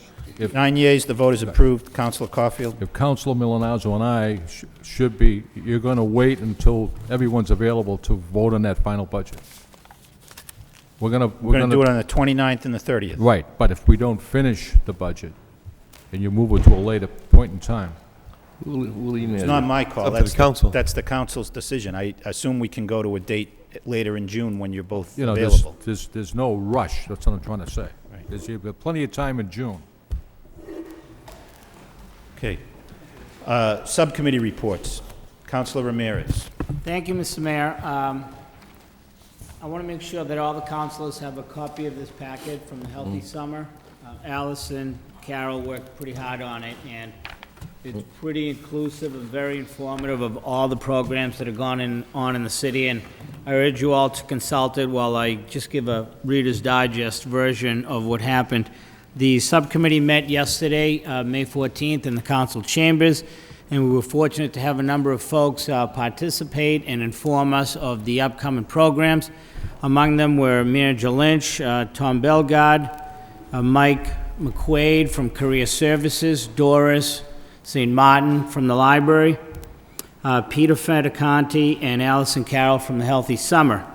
Manager Lynch and Mr. Bellegarde each gave a presentation that included the fact that 200 jobs will be available to our children this summer through various grants.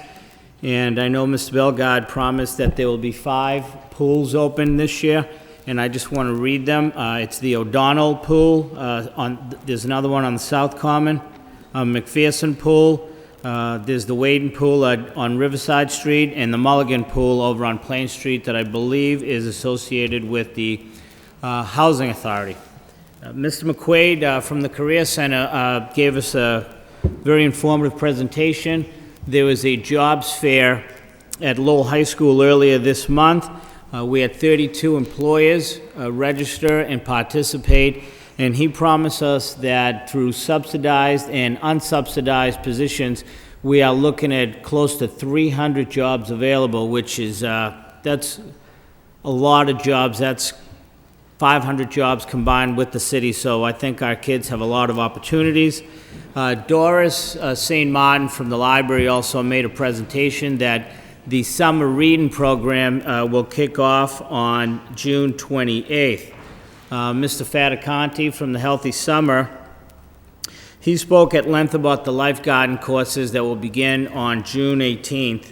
Alice and Carol also spoke at length about the Healthy Summer Kickoff, which will begin June 19th. It will kick off here at the JFK Plaza.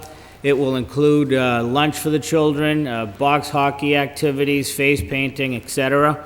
And she urges everybody to consult the city website and follow the Parks and Recreation links to download necessary forms or information regarding the upcoming programs. So it was very informative. I thank all those who attended, and if Councilor Elliott or Councilor Rita Mercy would like to say a few words, I yield the rest of my time.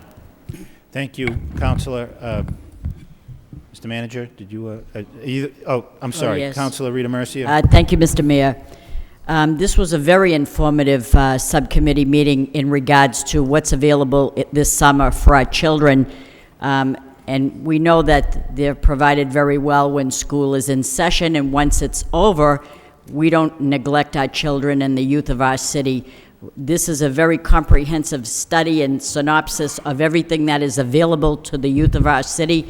And when we talk about partnerships, I said this at the subcommittee, I'll reiterate it because I think it's very, very important. We cannot do it alone with the budget that we have. You just know that the funds are limited. But I'm telling you that this will be downloaded on the website for those parents at home that do not have any internet with a website.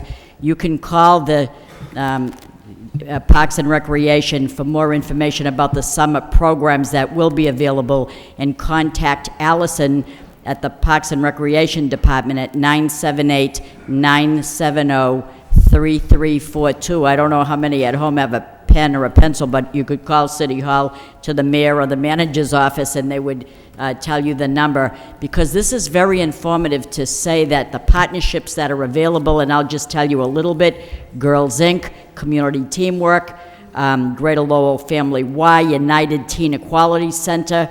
It's just amazing, all the entities that came together, the Career Center of Lowell, and through this Shannon grant, it'll allow so many job opportunities. There's recreation all over the place. There's summer feeding sites. One in particular that we talked about a couple of weeks ago was the North Common, where the senior center and our seniors with Lynn Brown Zunis got a grant, and they're going to have that site available for feeding the children and the recreation there. So there's many opportunities this summer, so that we don't want to hear, well, there's nothing to do. There's plenty to do. There'll be volunteers. If you want to have your child be a volunteer, that'd be great too, and give back a little bit to the city and help others grow in a healthy way. I'm just so proud of everybody, and this was a great effort, very informative. And if you want to look to the website, this will be downloaded and available so that you know. And it's almost going to various times and various days that this will start. But when school ends on June 18th, there are programs available even the next day. And the pools will be open. And Mr. Manager, you've opened an extra pool, O'Donnell's Park over there. So, I mean, we're looking at 5 pools that'll be open. The Rin Beach will be open. So there's enough activities for you to have your family enjoy a nice, healthy, and safe summer. Thank you very much. Thank you. Councilor Elliott? Thank you. I think that Chairman Ramirez and Councilor Mercer really wrapped up exactly what took place at the meeting, but I think it's worthy of note for people to know how much is available in the city, and Alice and Carol and Peter Fataconti really deserve credit for putting together and compiling everything that everyone probably knows is out there, but it is available, or will be available, not only in hard copy, but on the website for those parents that are looking for something to do over the summer. Because I think it is important to note that was mentioned last night, not everybody can go away during the summer. Some people don't have an opportunity to, whether it's 2 weeks or a week or something, but there really is something in here from the senior center to the music series, Girls Inc., and people people can go and find out where they are, and there's plenty of opportunity. And I think the manager indicated yesterday that, or Mike McQuaid did from the Career Center of Lowell, that 47 jobs just came forward in the last couple of days to add and hopefully bring a total of up to 300 jobs for those kids that are looking for a job. If they want to, they can go apply at the Career Center of Lowell. And I thought that was important, that the private sector, is stepping up to provide opportunities for those kids that do want to work. Unfortunately, it probably will not be enough, but the city is also offering through the Shannon Grant 15 opportunities to get certified as a lifeguard, because we need lifeguards.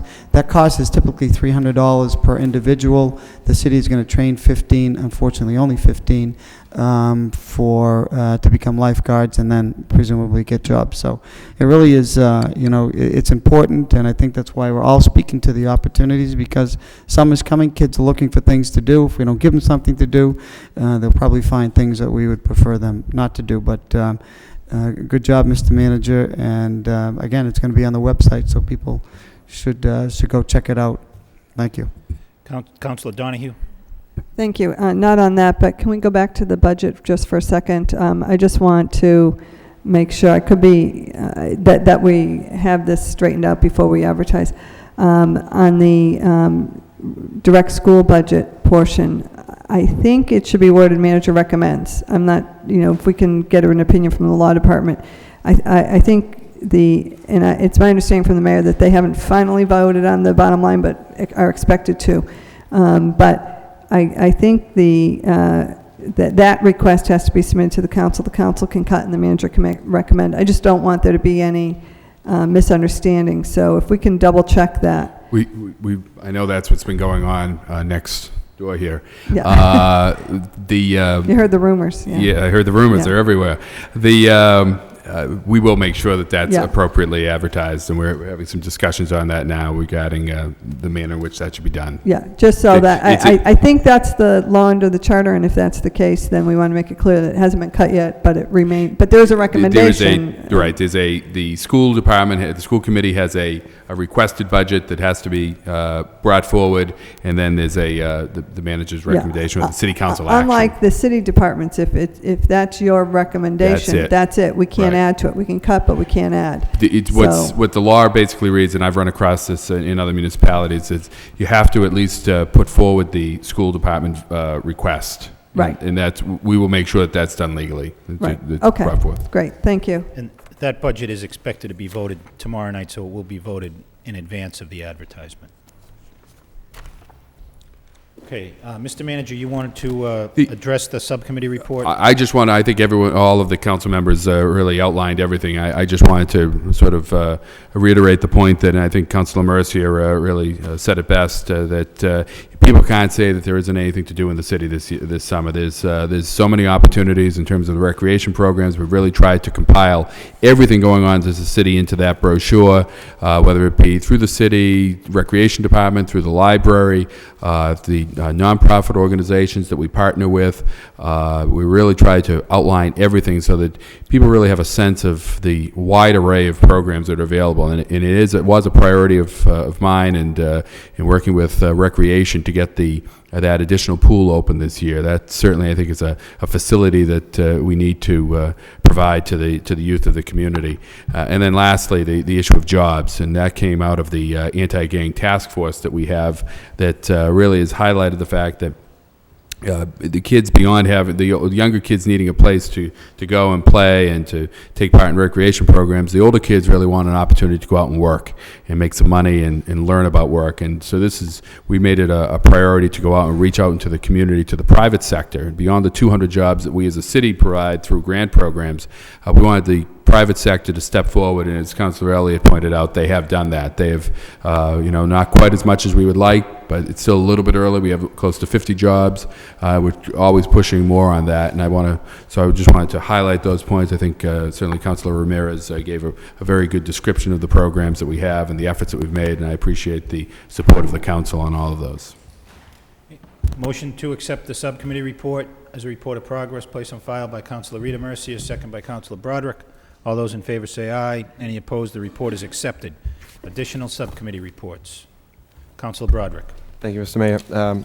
Brief subcommittee report on a brief meeting. The zoning subcommittee last night met, and we took up 3 relatively light issues. We only had a half an hour to do so, and it's more of a housekeeping issue. The first, the motion was made by Councilor Rodney Elliott and seconded by Councilor Jim Milanazzo to recommend approval of 3 amendments.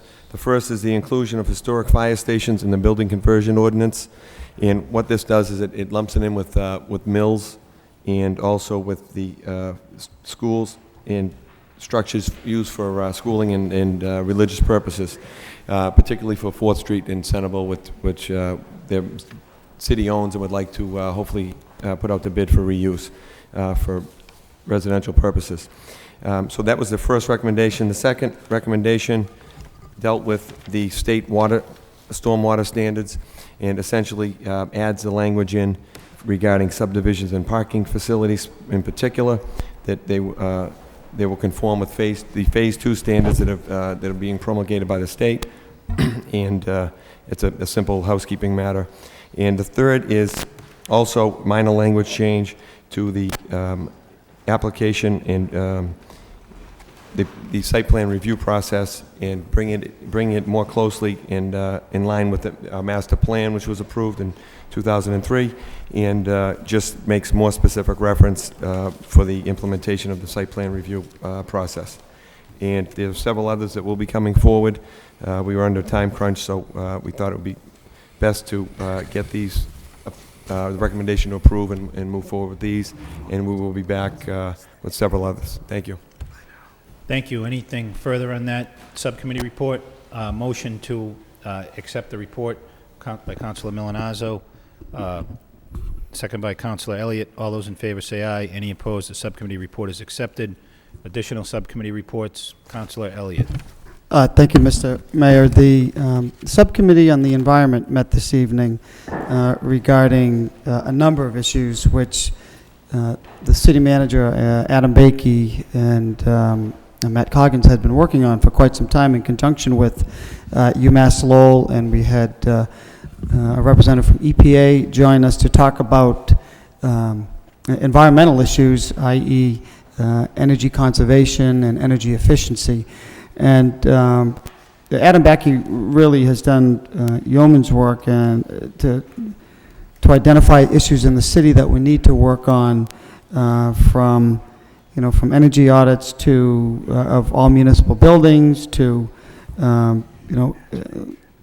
putting in zoning amendments for other environmental issues. It's really comprehensive, and the subcommittee met for about an hour. But essentially, the manager will come back in 2 or 3 weeks' time with a number of recommendations. One being resolution to address environmental issues under climate change and carbon emissions and things of that nature. And it's a resolution that essentially gets the ball rolling. A representative from EPA also was in attendance to discuss a municipal energy challenge, which essentially EPA will come in to look at and provide benchmarking expertise and technical assistance to find out what are our energy consumption numbers in all of our municipal buildings, our school buildings, and get that baseline information, and essentially come in, maybe not so much with recommendations, but suggestions and options on what we can do to reduce that energy consumption, become more energy efficient. She also spoke about Energy Star, energy efficient equipment that can be implemented and things of that nature. So, but the bottom line is, this whole thing was initiated and to try to look at operating costs of our city buildings, our vehicles, our infrastructure, and that's really the long and the short of it. UMass Lowell has been working on a brochure. Local architect Jay Mason also spoke to green buildings. What can we do, not only just for our future buildings, our municipal buildings, how we can make them more green, how we can make them more energy efficient, but also spoke to some items on how homeowners can improve efficiencies, things from, solar panels to other simple measures that homeowners can put in place. So it's really just a report of progress. There's so much more to come. There's a 5-page memo of long-term and short-term tasks that, and one including establishing an interdepartmental task force for implementing so many of the green measures.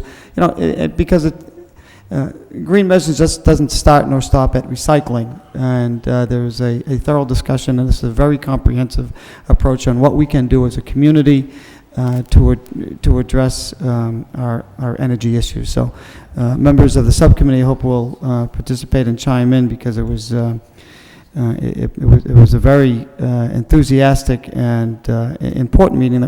This is the future. This is what we have to take a look at.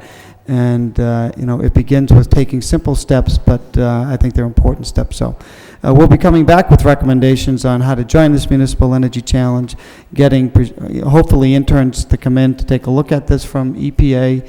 And Mr. Turcott from UMass Lowell indicated, there's money out there available for the future, and having the university engaged with the city to come up with recommendations and steps to save money and conserve energy, I think is an important step for, particularly as we receive the budget tonight. There are some significant increases in our energy costs. So it's a report of progress with more to come in the future. Thank you. Okay, anything further on this subcommittee report? Motion to accept the report as a report of progress by Councilor Milanazzo, second by Councilor Elliott. All those in favor say aye. Any opposed? The report is accepted. Further subcommittee reports? Okay, hearing none. On the motions, Councilor Elliott has an unanswered, non-responsive motion request that he's requested we take out of order. Apparently there are some people been sitting patiently waiting for this matter to be taken up. Any objection to taking that item out of order concerning Colley Stadium? So the motion is City Council requests the city manager have police department address the noise complaints in the Colley Stadium area. Second by Councilor Broderick. Councilor Elliott. Thank you, Mr. Mayor. The motion does speak for itself. I know there's some residents. I did file this motion quite some time ago, Mr. Manager. I wanted to file it in a timely manner. But essentially, there are noise complaints from Colley Stadium and the use of the parking lot, noise complaints that have existed for quite some time. So with that, if there's no objection, if we could suspend the rules, there are a couple of residents that would like to speak on their concerns and the specific nature of of the issues over there. So motion to suspend the rules by Councilor Elliott, second by Councilor Rita Mercier. All those in favor say aye. Any opposed? The rules are suspended. We'll hear from those of you which to speak on this issue. We just need you to state your name and address, please. Good evening. My name's Megan Rosowski. I live on 387 Douglas Road. This is not the first time that I've emailed the City Council. First of all, I want to thank you for letting us speak. The summer started on Douglas Road, and it's basically started April 22nd. For the past 3 or 4 Sundays, we've had car shows. I don't think they have a permit, but they were drag racing up and down, doing donuts in the parking lot, and it's during Sunday in the afternoon. So kids that were playing in the parking lot had to go home. One of these times we did call the police because it just got out of hand. They did come. They were quiet. So that was good. Again, then we had motorcycle races, people doing motorcycle wheelies up and down Douglas Road on May 5th. May 10th, came home from work, and at 6:15, I'm listening to Ozzy Osbourne as loud as can be from Colley Stadium itself. This was prior to a game that was held. So I don't know if they were practicing or people were working there, and the music is extremely loud. This happens also on the weekends. Late at night, we're listening to donuts. We call the police numerous times, and drag racing up and down the street. Most of it does happen within the parking lot, though.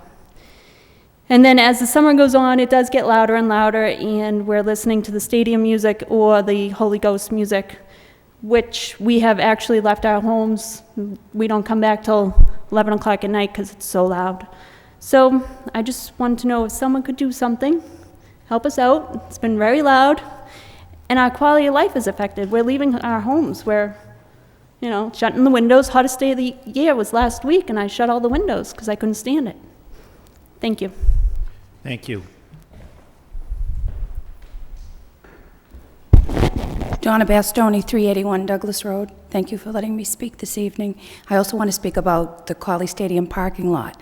Has many uses, and it is right next to the stadium, and one of your first questions may be to think, why would I buy a home so close to the stadium if the noise was an issue? When I bought my home many years ago, it was not an issue. This has become an issue recently in the last couple of years. It has come to the point where it's become quite unbearable. There is a new sound system in the Colley Stadium that reaches a very high level of noise, and it always seems to be for any game, and before the games, it's on the very high level of noise. I have called over to the stadium, and they laugh at me and hang up the phone and say they don't care about the neighborhood. This affects the whole neighborhood. Not everyone was available to come this evening, but I am representing most of our neighborhood. It's a nice group of people, hardworking families. A lot of the elder people have moved on, and we have a lot of young families. The children cannot ride their bikes up and down the street or play anywhere near the area because of the cars are racing up and down the street. They're very loud. The music is very loud. At the stadium, in the Colley Stadium parking lot, in the day, it is a truck stop. Many trucks come there. There are trucks that do sleep overnight, running their diesel engines very loudly throughout the night. When there are games, things happen very early. The music is very loud. And at night, I find, is when the most problems are. The kids drag racing, the kids are drinking. I see evidence of that on my front lawn by the empty beer bottles, beer cans, and alcohol bottles on my front lawn that they throw there. And it's become very loud. When the music is playing, the cars are racing. It's become also a safety issue, which I'm very concerned about. At Douglas Road, as the corner turns on that curve, it would be very easy for somebody not to make that curve when they're drinking and they're driving at the high speeds they do. And it's all hours of the evening. The police have been called many times, and no response has been made many times. Sometimes they do come. I appreciate that there's other things going on in the city that may take precedence to the kids drinking and driving, but it's ingredients for a tragedy there on that road and in that area, and the whole neighborhood is affected. This is something in the past 2 years. I spoke with the traffic area a couple of years ago. They put up one of the mobile signs that tells you how fast they're going. They did that, and the cars were speeding. Occasionally they did slow down for that, but nothing was done. It's still a dragway there. It's just a recipe there, and the ingredients are there for disaster. If that could please be addressed before something tragic happens. Thank you very much for your time this evening. Thank you. Mr. Manager? Mr. Mayor, councilors, and residents, what I'll do is follow up. I'll have the police and our traffic engineers sit down and try to work out some strategies.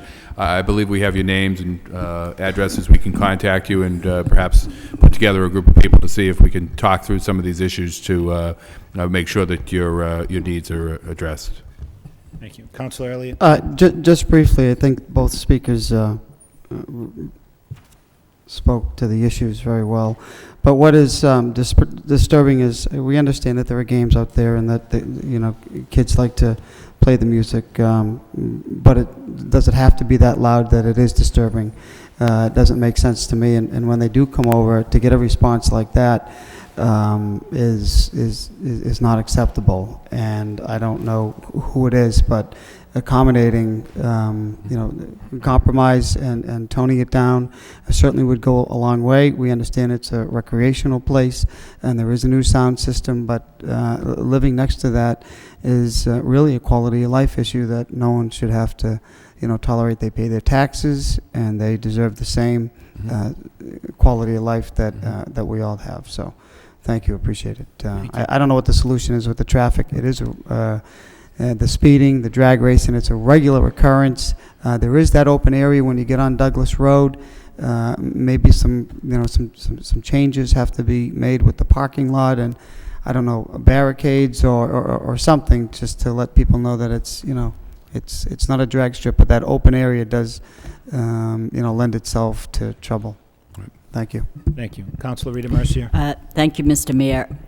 It's very frustrating to me when people come up before the podium, and this hasn't happened just today, it's been other times as well, where people have called and stated that they called the police department and nobody came, and that's frustrating to me. And yes, I know there are key times when it's very busy and things, but when you're calling on a particular day and then another day, I mean, what are the odds of that happening every time you call? It's unacceptable that these very people that are calling and complaining are the very people that are paying the salary for the people that should be responding to them in the first place.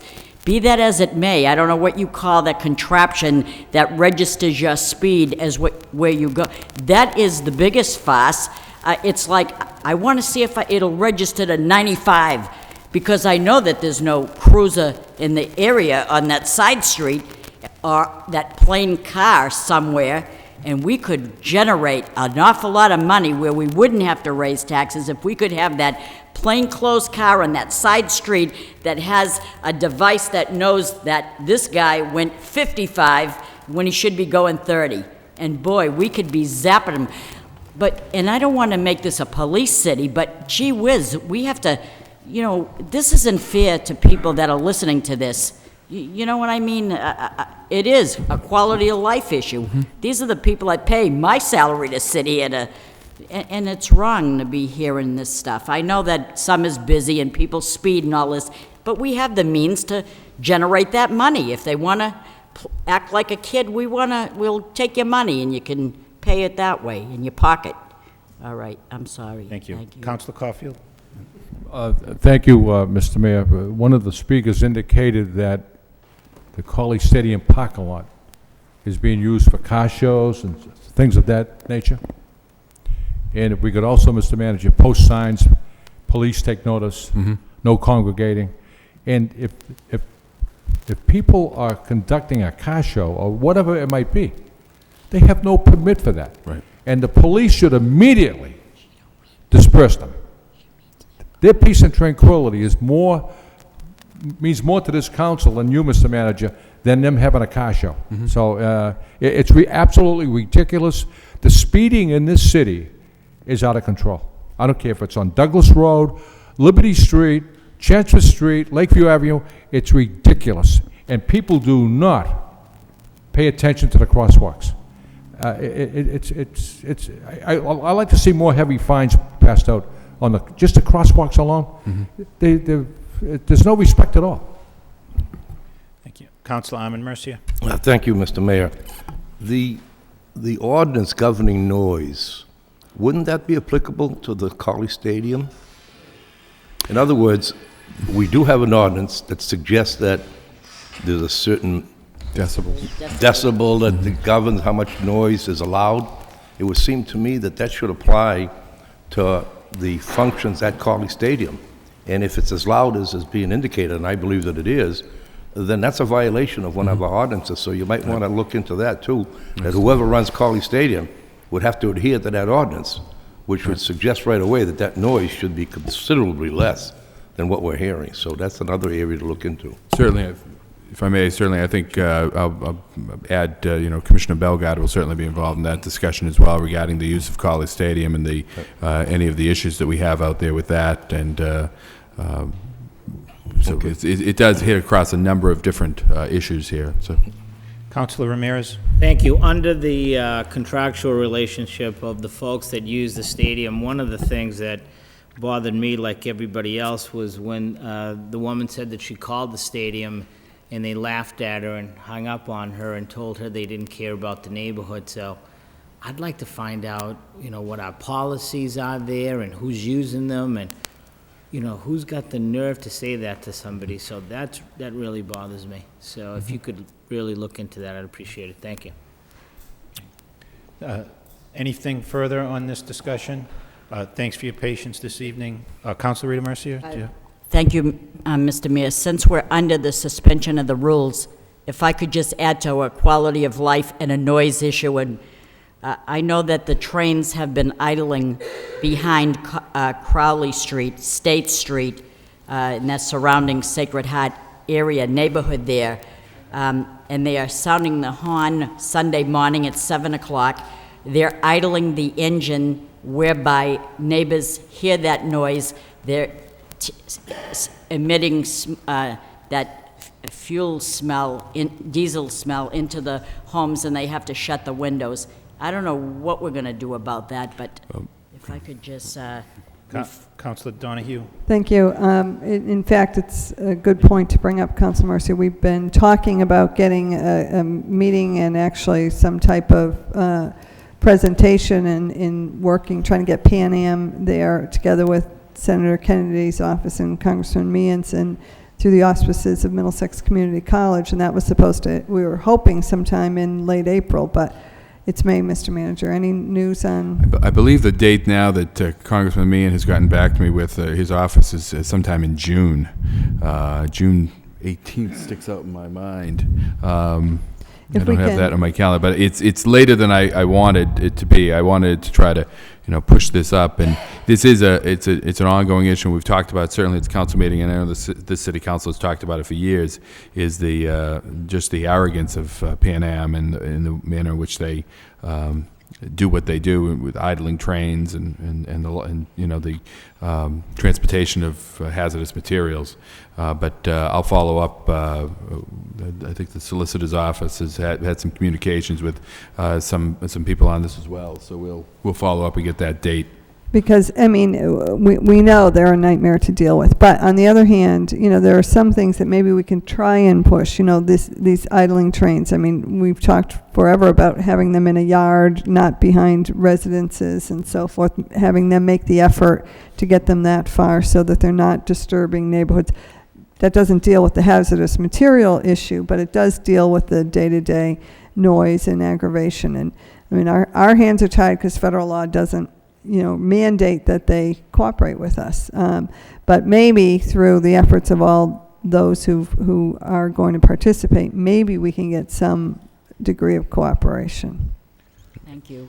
Thank you. On this motion on the Colley Stadium, all those in favor of that motion say aye. Any opposed? That motion's approved. Thank you for coming down tonight. We'll try and do a better job in that neighborhood. Moving on to the motions. The first motion by Councilor Rita Mercier, City Council requests the city manager have the law department draw a proper vote to have a 60-day trial for loading zones, side entrance Pond Street and Perry Street, and back entrance Concord and Pond Street.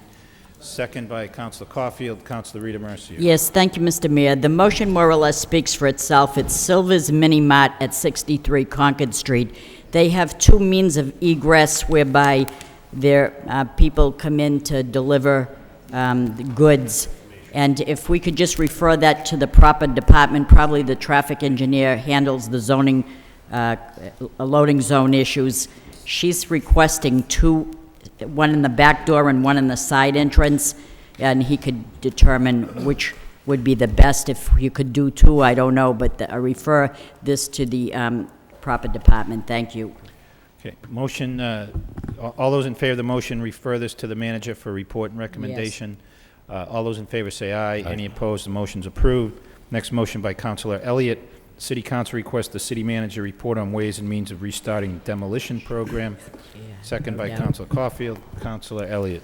Thank you, Mr. Mayor. I wish I had thought of this a couple of weeks ago because we just adopted the Community Development Block Grant Program, which I think funded the demolition, or at least initiated the beginning funding of the demolition program. But there are a number of buildings throughout the city. We see them with the big X's, and they're not structurally sound, or they're abandoned, and they just stand there. They stay there because they're in tax title, or the owners, for whatever reasons they are.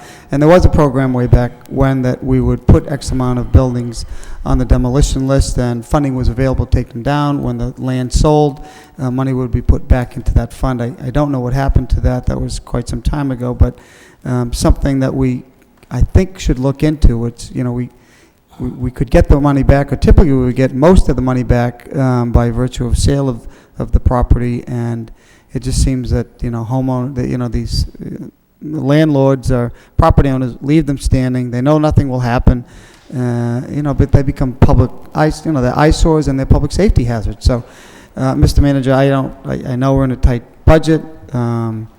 Like I said, I wish I had done this a couple of weeks ago. I don't know if there's any unexpended block grant money from prior years that we could look to reprogram into something like this, but I thought it was worth filing a motion and looking into, considering it's a significant problem.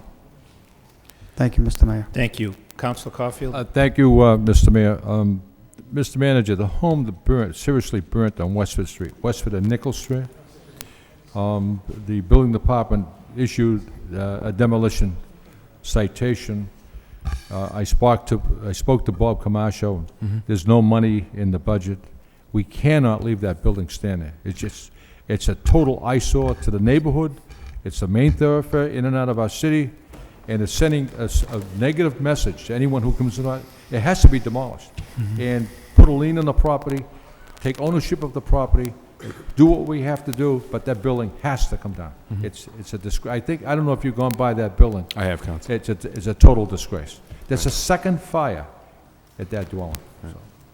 So, I think, if I may, Mr. I Manager. think Councilor Elliott spoke to the CDBG allocation for the, we do have some money in there for demolition, and we need to get through that process, and I believe that's some of the money that we'll be utilizing to deal with that problem. But I'll double check on that, Councilor. Thank you. All those in favor of the motion say aye. Any opposed? The motion is approved. The next motion is by Councilor Elliott. City Council requests the city manager have the police department enforce the junk car ordinance. Second by Councilor Rita Mercier. Councilor Elliott. Motion speaks for itself, Mr. Manager. I know that former Mayor, City Councilor Tassi Pulius was instrumental in this, and it was enacted to get rid of a lot of the junk cars. They seem to be creeping up. Maybe I thought it was important to file a motion, and you drive around and we hear complaints and get emails about cars that they're junk, and they're just on public, or not public property, private property that are becoming an attractive nuisance. So if we could enforce that, I think people would be happy. The other issue, and calls that I think all of us get regularly, is out of state. People that register vehicles out of state, and their primary residence is here. I don't know how to go about that, but it's a concern that I hear quite often, that it's not right nor legal, nor is it fair to the people that pay their excise and they live here and they're abiding by the law. So if that's something that the police department can look into, Mr. Manager. Mr. Manager? I do know on that, Councilor, that in fact we do that. We have been doing. I've seen some reports on that recently, and can't recall the exact numbers, but I know that we have been out there enforcing, and occasionally we've encountered some complaints because of that, because we in fact enforce against people that are simply visiting for a short period of time. So we're pretty vigilant generally about that, but we'll follow up with the police and make sure that vigilance remains intact. If people do, who do they call if there is a concern, and Police they department. knowingly are aware of someone that is, they call the police department? Is Yes. there a particular department that they call? I mean, they're not If going they to call the general number, are they? They can Or call are they? just general dispatch and just report the information, or they can contact the other place that'd probably be better to contact, now that I think of it, is neighborhood services. Okay. Is there to an give that email? information, and then the neighborhood services can pass that on to the police department. And could they send an email? They can go online to the website? You know, and it's do it that again. way? We could utilize that same system that we have for the hotline, where they could leave that recorded information, and we are rolling out within the next month or so a new web-based complaint system, and they'll be able to go on that. But certainly, if they want to email, they can email me, and I'd be happy to pass that on to Mike Damaris or Ken LaValle, and get that enforcement taking place. Okay. Thank you, Mr. Manager. Thank you. Councilor Milanazzo? Thank you. On that subject, Mr. Mayor, I actually did do that, so I guess this is a complaint. I actually did follow the instructions that you just indicated, and I was told both by the police department and neighborhood services that they have to watch the property for 30 days, which I understand, and I accept that. Now, I drive by the house every day, and the cars that are in the driveway are registered out of state. So again, you don't have to be a rocket scientist to drive by it every day to see that they're there. Mm-hmm. And I've been told that there's nothing they can do about it, and I don't believe it. I don't buy it for a minute. I'd be happy to give you the address offline, but it just is ridiculous that that they're saying there's nothing they can do about it. Yeah. Again, I'll be happy to take that information offline.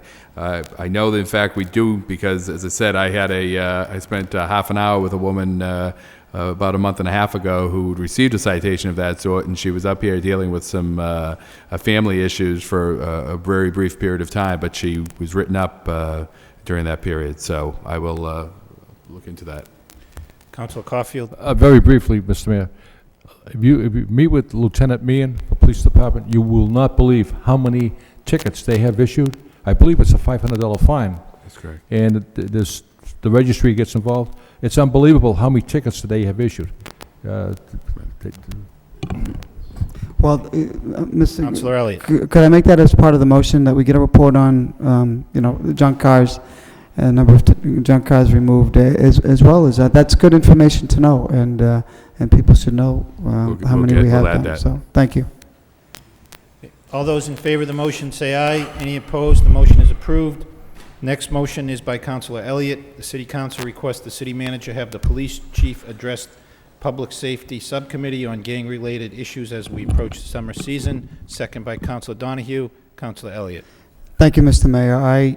Like I'm sure all of my colleagues and you, Mr. Manager, I'm very concerned with school getting out, the summertime, and the number of, gang-related issues that have taken place, and knowing that the summer season is the time where we see an increase and a spike in activity. So I think it's important that we, meet and get an idea as to what we're doing, what new strategies, what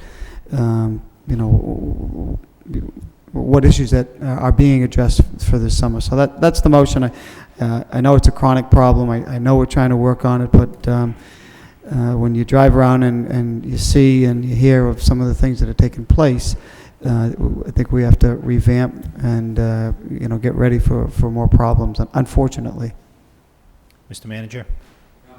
So as I indicated earlier, the anti-gang task force has been working on a number of these issues, and that in fact was a focus of our last meeting.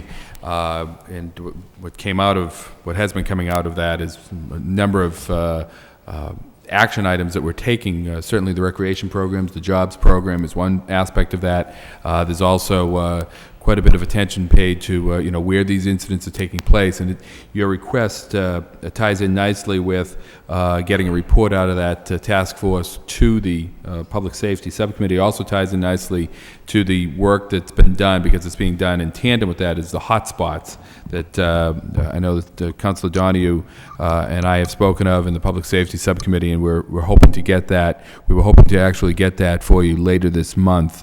I think speaking with Superintendent LaValle, we're shooting for the 29th to get that information to the subcommittee. Of course, we have the budget meeting coming up on that now, but I think I'll try to coordinate with Councilor Donahue on an appropriate time to have that meeting set up.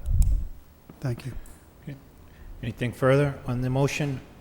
All those in favor of the motion say aye. Any opposed? The motion is approved. Next motion by Councilor Armin Mercier. The City Council requests the City Manager, the City University Partnership Subcommittee, and any other interested parties explore the feasibility of transferring ownership of the Tsongas Arena to the University of Massachusetts at Lowell. Second by Councilor Caulfield. Councilor Armin Mercier. Thank you very much, Mr. Mayor. There are two components of this motion that I want to reemphasize.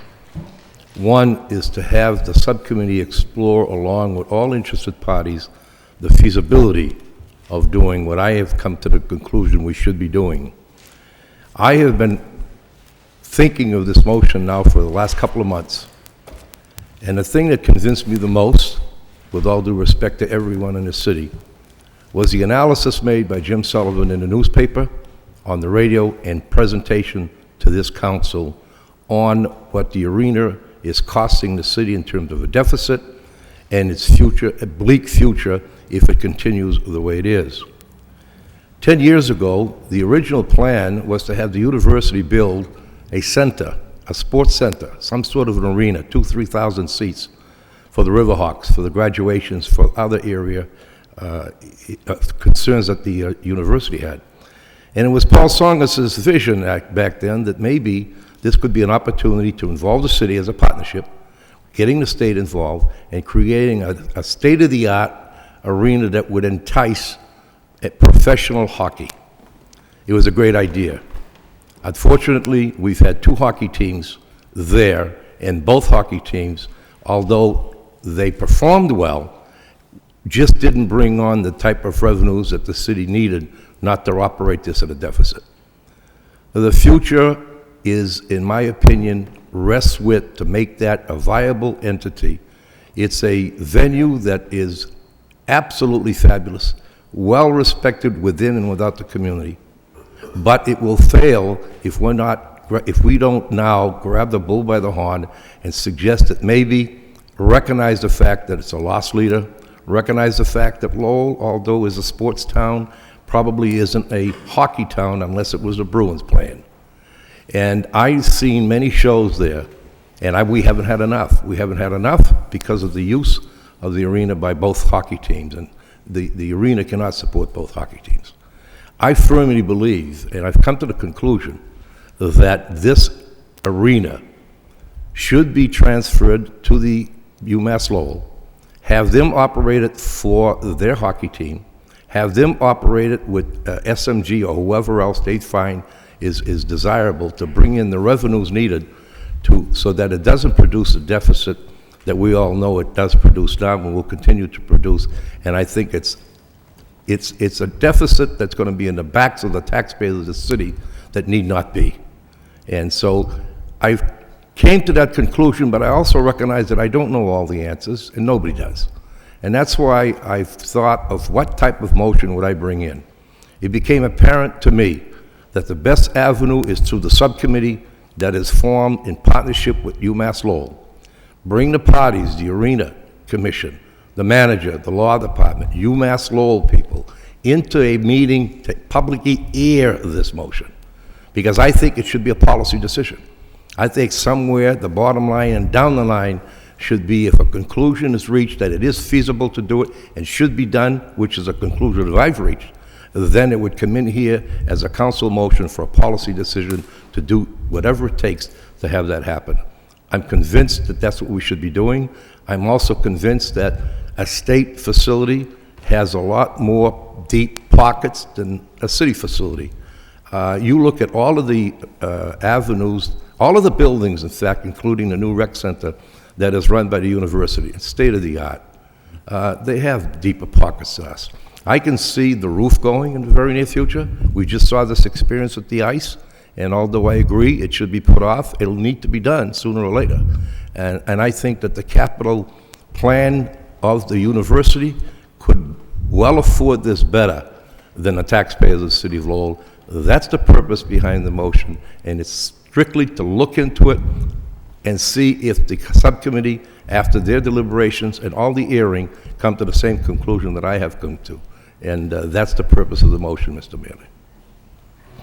Thank you. Councilor Donahue? I certainly don't oppose sending this to the manager and to the subcommittee for information and for a report. I would certainly want to know how much money we have spent over these 10 years. Don't forget this was funded in large part by the Commonwealth originally, $4 million by the city. And so I'm interested in knowing not just what the debt service has been over the 10 years, how much remains on the debt service, and also how much has been subsidized each year by the city. One of the things that disturbed me greatly last year when this council took the vote on the lease with the Devils was, we started out in this, we made this arena a loser. I mean, there are it was a risky issue and venture, but through votes, and again, there were bases to do it. I'm not suggesting it was, done out of the blue, But when the first Lock Monster team came, we had $500,000 a year rent from them. That was the deal. And also, my recollection is the terms were more favorable to the city as far as other revenues that flowed from that particular lease agreement. As the years went by, because hockey wasn't as successful as everybody had hoped it would be, the city, trying to be a partner, took a hit. We made the rent go from $500,000 to $250,000. Well, someone was going to pay for that. I mean, that wasn't going to, be made up out of thin air. And then last year we went down another $100,000. So, I mean, it's not a surprise that we put ourselves in this deficit position in subsidizing the arena. Now, there always was a debt service, but then we made it even worse in an effort to keep hockey here. And well-intentioned, don't get me wrong. I mean, I didn't support it, but it was well-intentioned because people said, let's give it a shot, let's see if they stay. I'm interested in the report. I'm interested in looking at all sides of this issue. I want to know how much is left, and of course, there is ongoing maintenance and so forth. And so I would look for that information. I think we were told last year when we were considering, should we do this deal with the Devils? Or should we, just let them go at that point? Or hold them to the lease? Because they had an actual lease. It isn't like we had to do this deal. We amended and revised the lease to give them, almost a freebie here. And at the time, my recollection was that SMG made a presentation and talked about there are other things we could have in the arena if we weren't tying up all these dates with Devils games or hockey games. And so I'm interested again in that report from the management to find out if we get rid of, I think this is a complex issue and I think you have to look at all sides. But if we get rid of hockey, then what is the prediction, what's the prognostication from the management company as to the dates that can be filled? And I don't mean immediate because these things get booked out a year or two in advance, but what dates can be filled and what type of profit, if any, can be realized. I think those things have to be considered. And so look, everything has to be on the table. Let's look at it. We have to make certain. But I have some hesitancy in terms of the university, and this is where the arena, the commission, and the joint control comes in, putting aside the enabling or creating legislation. And that is, what control, if any, would we have if the university says, look, we're using it for graduations, we're using it for hockey, it's going to be shuttered after that. And we're not having concerts, and we're not doing them. We're not in the business of entertainment. And so that gives me some pause, because I do think the arena is an asset, is a draw for the city of Lowell, for people to be coming from other areas for these venues, for these entertainment venues. And so, I want to know all sides of this issue and approach it with an open mind. Having been a student at the University of Massachusetts Amherst many years ago, I can tell you they have not been good at keeping up their facilities. In fact, there was a story recently in the Boston Globe of how, in what deplorable conditions so many of the facilities are at the University of Massachusetts in Amherst.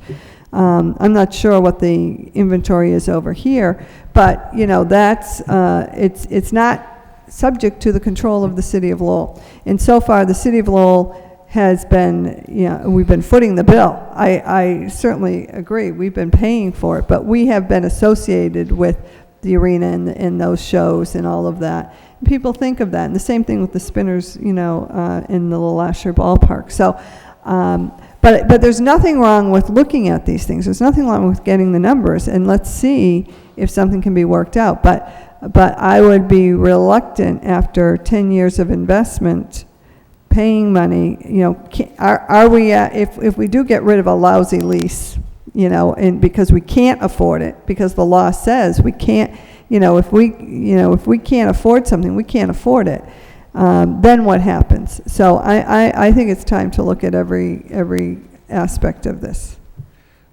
There are a number of councilors want to be heard from Councilor Rita Mercier. Thank and you. we'll hear from the manager. Thank you, Mr. Mayor. I'm glad that the motion went the way that it did and was explained by Councilor Mercier. I'm remembering that a couple of months ago, I made a similar motion as to what are the pros and cons of owning the Tsongas Arena or just trying to give it away to the university or whatever, and we didn't get a report, and so it's kind of like a follow-up to that, because let's not deny the fact that former city manager Jim Sullivan is making us think. This is, and it isn't too hard to say that we don't want to put the deficit on the backs of the taxpayer. We're funding it $250,000 or probably more to the taxpayer, as we were when we think back to the garages and how all the garages we were thinking of, let's sell them off or let's get rid of them. But when we retweaked it and made it work, we're not in the red anymore. And that was $500,000. So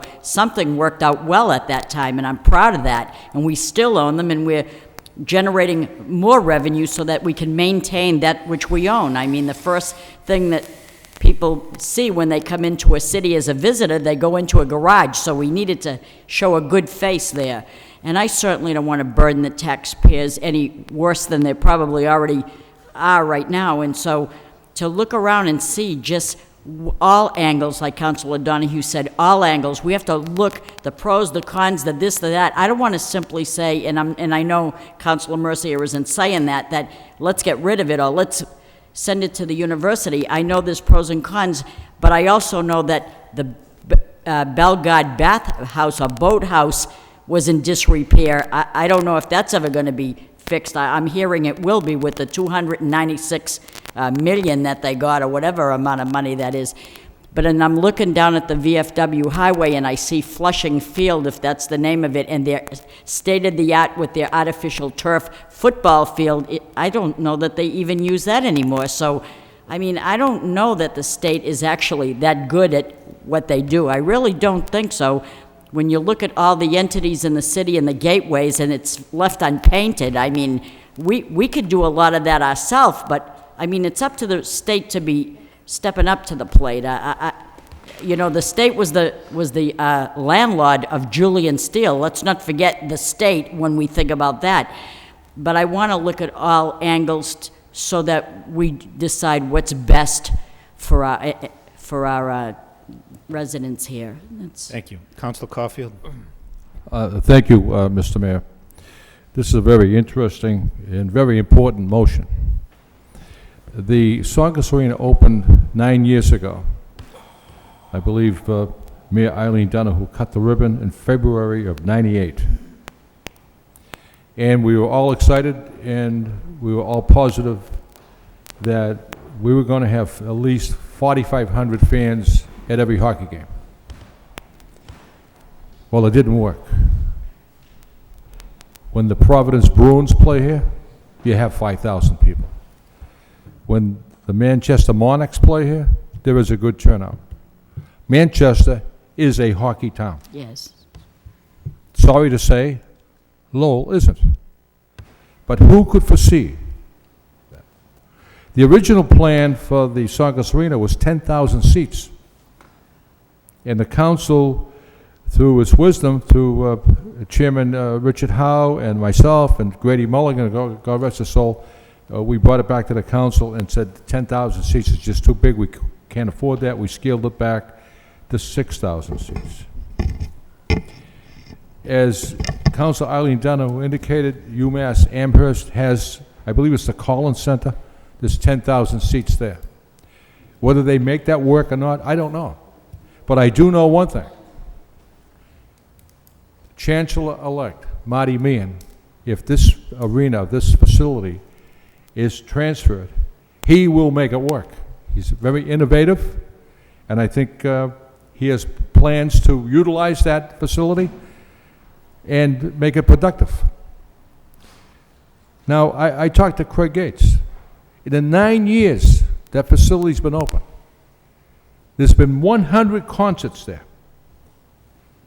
Sarah Brightman, one of the finest sopranos in the world, performed at the Tsongas Arena. The 100 concerts that were at the arena were all sold out.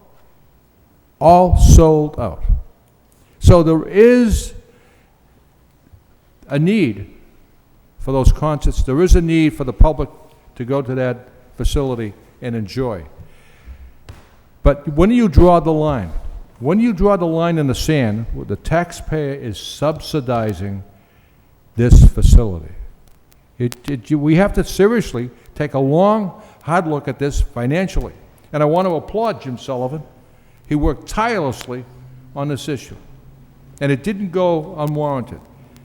But you have to realize if you are driving a vehicle that gets 4 miles to the gallon and gas is $3 a gallon, you have to realize, you know what? I have to get rid of this vehicle. I can't afford it.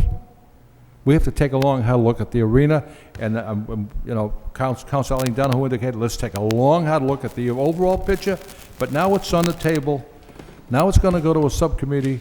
Now we're going to get some facts, and Chancellor Meehan indicated he's willing to work with us. So I applaud Councilor Armin Mercier for bringing us forward. Thank you. Councilor Broderick? Thank you, Mr. Mayor. I think it's a good motion. I remember Councilor Rita Mercier brought in a similar motion asking for the possibilities and what the potential is if the Devils leave. I noticed in the cheat sheet in the budget that you indicate that you're recommending we don't fund it and that the contract will be over, so that will open up 41 dates, I believe. Chancellor-elect is Marty Meehan has expressed an interest, my understanding.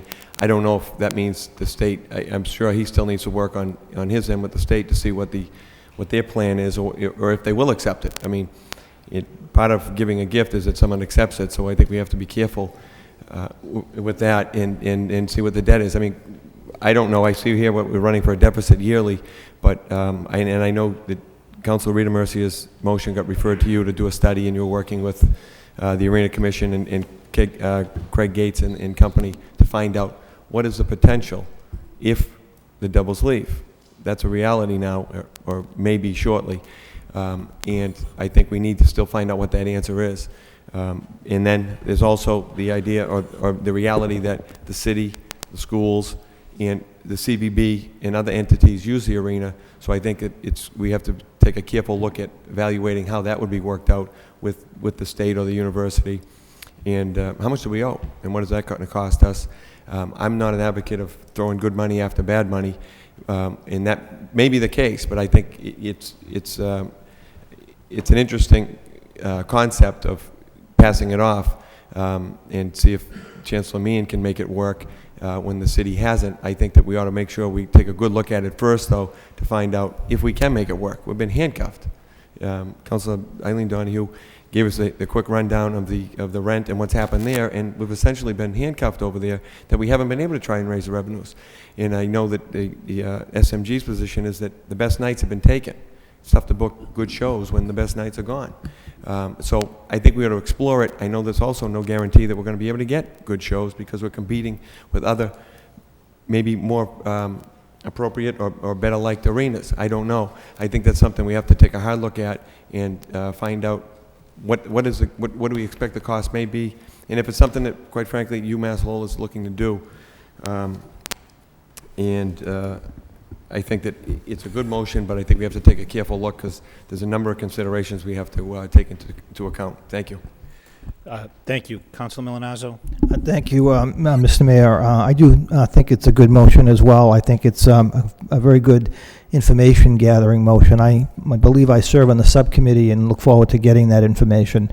It's ironic that 9 or 10 years ago when we were building the arena and the ballpark, we weren't sure about the ballpark being successful, and we actually negotiated a lease at the time with Clyde Small, which I believe is up for renegotiation this year. And Clyde Small and now Drew and his late wife Joanne do just a terrific job running the ballpark. And the Arena Commission is actually the Arena and Stadium Commission. So when we get together as a subcommittee working with the Arena Commission, working with the university, again, I'd like to look at numbers as it relates to both the arena and the ballpark, because I think that's important. It's true that for whatever reason, Lowell doesn't seem to be a hockey town. We did, as a result of a push by the business community last year, we agreed to go forward with the Devils. I mean, again, I'm one that bought season tickets myself, and I think I attended a half a dozen games. I did give away a lot of tickets, but I didn't, unfortunately, I was not able to attend a lot of games. But again, the university, when they have teams like Boston College and Maine come into the community, they have 5,000 or 6,000 people that sit in those seats. But I think it's clearly a good motion from the standpoint of getting the information. I'd like to know from SMG what deferred maintenance might be on down the road that we need to take a look at. I think that's very, very important. And I think that both facilities, the LaLasha Ballpark and the Songus Arena, have to be looked at, as one going forward. So I think it's a good motion, and I think at the end of the day, hopefully the taxpayers will be better off. Thanks. Thank you, Councilor. Councilor, Mr. Manager. I just want to reemphasize and reiterate, it's time to take a good look at this. And I feel it should be taken a good look publicly by the subcommittee. I think all the interested parties should come on board, meet with the subcommittee, present their case for or against. I think we should hear from the Chancellor-elect. I think that he might have some great ideas that we're not even aware of yet, if indeed there is an interest on the part of UMass Lowell, as I suspect that there is. I want to hear from the commission. The commission has a say here as to whether or not this is a good idea. And so I want to reiterate the reason that I made the motion as it's presented was so that everybody could come on board one way or the other to determine the feasibility as we move on. I know what's happened in the past, and what's happened in the past for whatever reason is not good. And if that's what we're looking for the future, that's even going to be worse for the taxpayers. But again, all that is to be determined by that subcommittee that's got an awful task ahead of them, but one that's terribly important for this city. That's all I'll have to say tonight about this. Thank you. Councilor Elliott. Thank you, Mr. Mayor. I'm not so convinced at this point anyway, but I will support the motion that we should be transferring or giving away the arena. Mr. Moses, what do we still owe on that $4 million note that was taken out on the arena? We certainly have not paid it off in the last 9 years. It was presumably a 20 or 25-year bond authorization. So we clearly owe quite a bit of money on that particular note. With that, we've been all struggling to try to find ways to minimize and eliminate that deficit so that it would at least break even. The impediment to that was and is the hockey team, because they consume not only so many dates for the hockey games, but it's the practice time that also takes up a certain number of dates that prevents SMG or any other company from scheduling multi-day events. I guess my other concern is, number one, we're not going to fund the appropriation for the Devils, and I'm going to support not funding it, and I got a couple of calls from people that are concerned about that, but this is the reason for it. I don't think the Devils have lived up to their terms of the contract, and in my opinion, they're not going to go anywhere, and they're probably not going to do much more marketing, outreach, putting people in the seats because of the contract that they have, which is in their best interest. It's not in the best interest of the city. But putting that aside, with the Devils gone, I happen to think that there is a good chance that the arena will break even and possibly make money, and I feel that money should go back to the taxpayers who fund the debt service and construction of it, but also the maintenance and operation for the last 9 years. Do I know any better than anyone else? No, but we have heard with that many more dates, we heard Councilor Caulfield say every event that was scheduled, concert or otherwise, was sold out. It's a beautiful building. I think it's part of the economic development strategy of this city. I am concerned that the university and Chancellor-elect may do a wonderful job with it, but what happens to the city, and I'm not saying he's going anywhere, but should that, and what is happening to Hockey East? So there is a lot of uncertainty. I will support the motion to find out exactly what's going to take place. The first place to start is the Devils, The second is hockey is going to stay there. And, but, you know, thirdly, there is legislation in place that is complex, that has to be changed. This is not going to happen overnight. In the meantime, I think that the manager is taking the appropriate action to stop the bleeding over there and have the Devils move on. It seems, by all accounts, they have a new venue in New Jersey. That's what their intent is.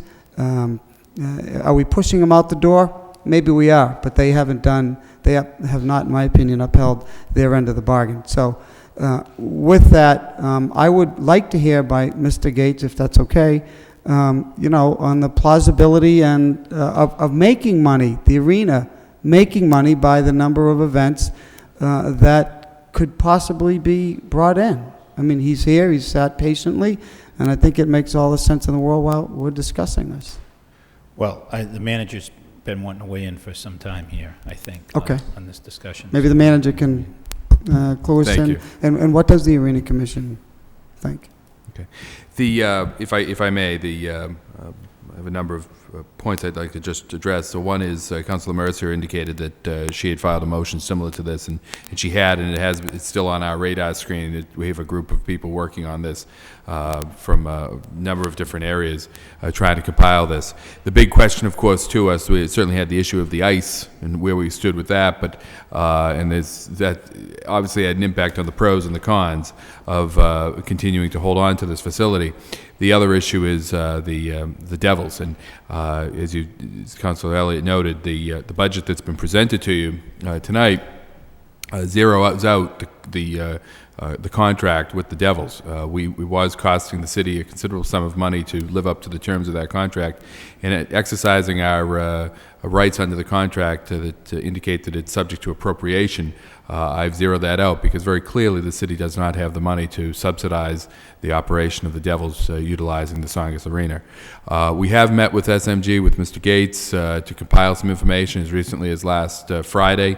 We were going through some analysis, and we're pulling together some numbers on what the potential revenue is to the city if we were to have those 41 extra dates, as well as the advertising revenue that could come with the facility and so on.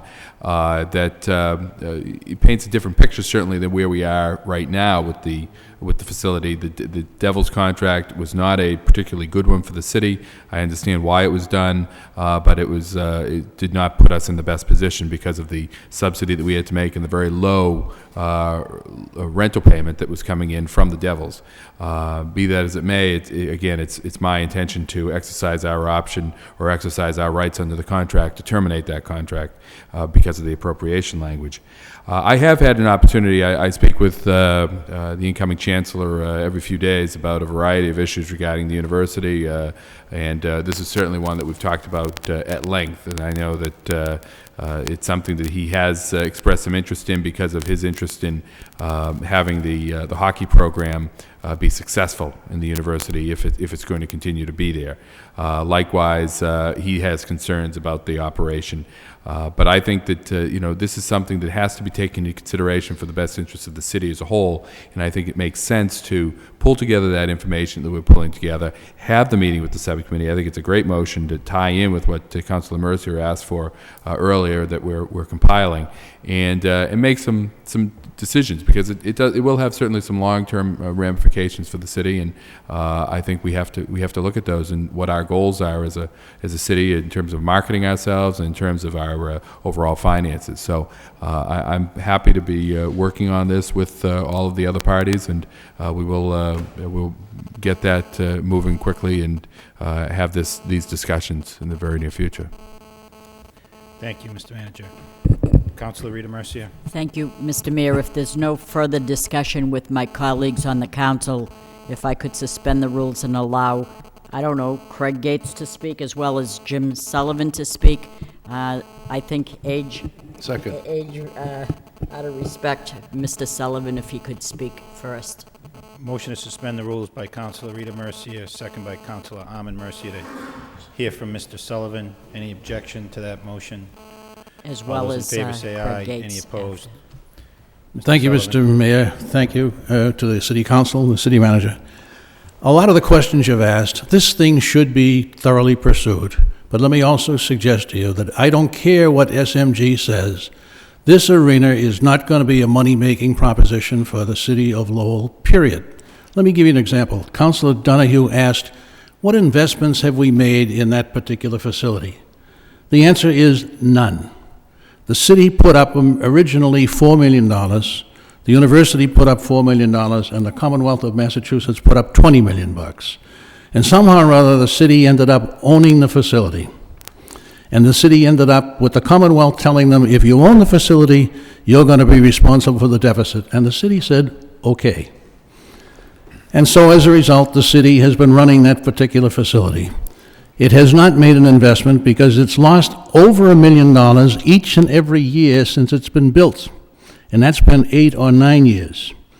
In addition to that, by the way, that's not counting the debt and interest of the $4 million that you put up originally, and that continues. It's also gone through half the time, so it's been approximately 9 years for the debt and interest, so it's got another 9 years to go. If I were you, I would swallow the payments of those 9 years if you had the opportunity to have the university take over the facility. You're losing, originally in your 2005 enterprise account for the arena, the city lost, not counting debt and interest, $1,250,000 in the enterprise account for the arena. That was the operational losses. And since then, by the way, that was for the year that ended 2005. Since then, you've had the problems with the Devils, and your operational losses for this year that would be ending in 2007 probably will exceed $1.5 million annually. So if you've been losing $1 million a year and you haven't put any money into the facilities in the past 7 or 9 years for improvements, and if you have been losing $1 million a year every year and you're now losing $1.5 million a year, you have not made an investment. You've been carrying a professional hockey team and a state university. And so my argument is that in terms of the process, if you gave away the arena tomorrow morning, and I don't expect this to happen, you would save approximately $1 million worth of property taxes. So you wouldn't have to deal with the issue of laying off employees in the budget that you've got before you, because that's going up. According to what I've heard, it's going up. I might say, for example, that the lease with the Devils is the worst public lease I've ever seen, because not only did the Devils get the right to put up $150,000 approximately at the rate of $3,750 per game, it comes to $150,000. But then they got all of the money from the concessions, they got all the money from the pouring rights for the liquor and the beer, they got all the money from the advertising, and they got all the money from all the employment of the people that were being hired. And the numbers of people are substantially that are required to be hired. So you have a contract not only with the Devils, who give you $150,000, but you lose $250,000. So prudently taking it out of the budget, Mr. Manager, makes some sense. But it makes no sense to consider the fact, take a look at how many days are there in a year? 365 days a year. The average rental of that facility is probably somewhere around $3,000 a night. And when a promoter brings in a singer or an opportunity, he sells all the tickets and he pays off the operator, he pays off the singer, he pays off the people, he pays off the ice, and he ends up with the profit. But the city rents the facility, and they rent it for about $3,000. If you rent a facility for approximately $3,000 a night, and there's 365 days a year, you end up with approximately $1 million+ a year in revenue. Your contract with SMG is $1,400,000 before you start, because you're paying for the electricity, you're paying for the operational cost, you're paying for everything involved. So this facility should not lose money, but it'll never be a major moneymaker. And if I were the city council, I would certainly want to cooperate with the University of Lowell. The University of Lowell is the biggest the biggest employer in the city. It's got people who have master's degrees, doctorates, and bachelor's degrees who are part of their staff. It's got 8,000 college people going there who are majoring in those disciplines. Use the talent in that university. And incidentally, as you know, I have been extremely critical of the jam plan. The jam plan is a political absurdity and a financial absurdity, because there is no possible way that the jam plan can work. However, Mr. Sullivan, it's really not about I understand. I see Rodney pointing to you and looking at it, and so that's okay. But all I can tell you is that if you look at the jam plan, you'd have no idea of what's going in to replace the approximately $80 million that you're spending.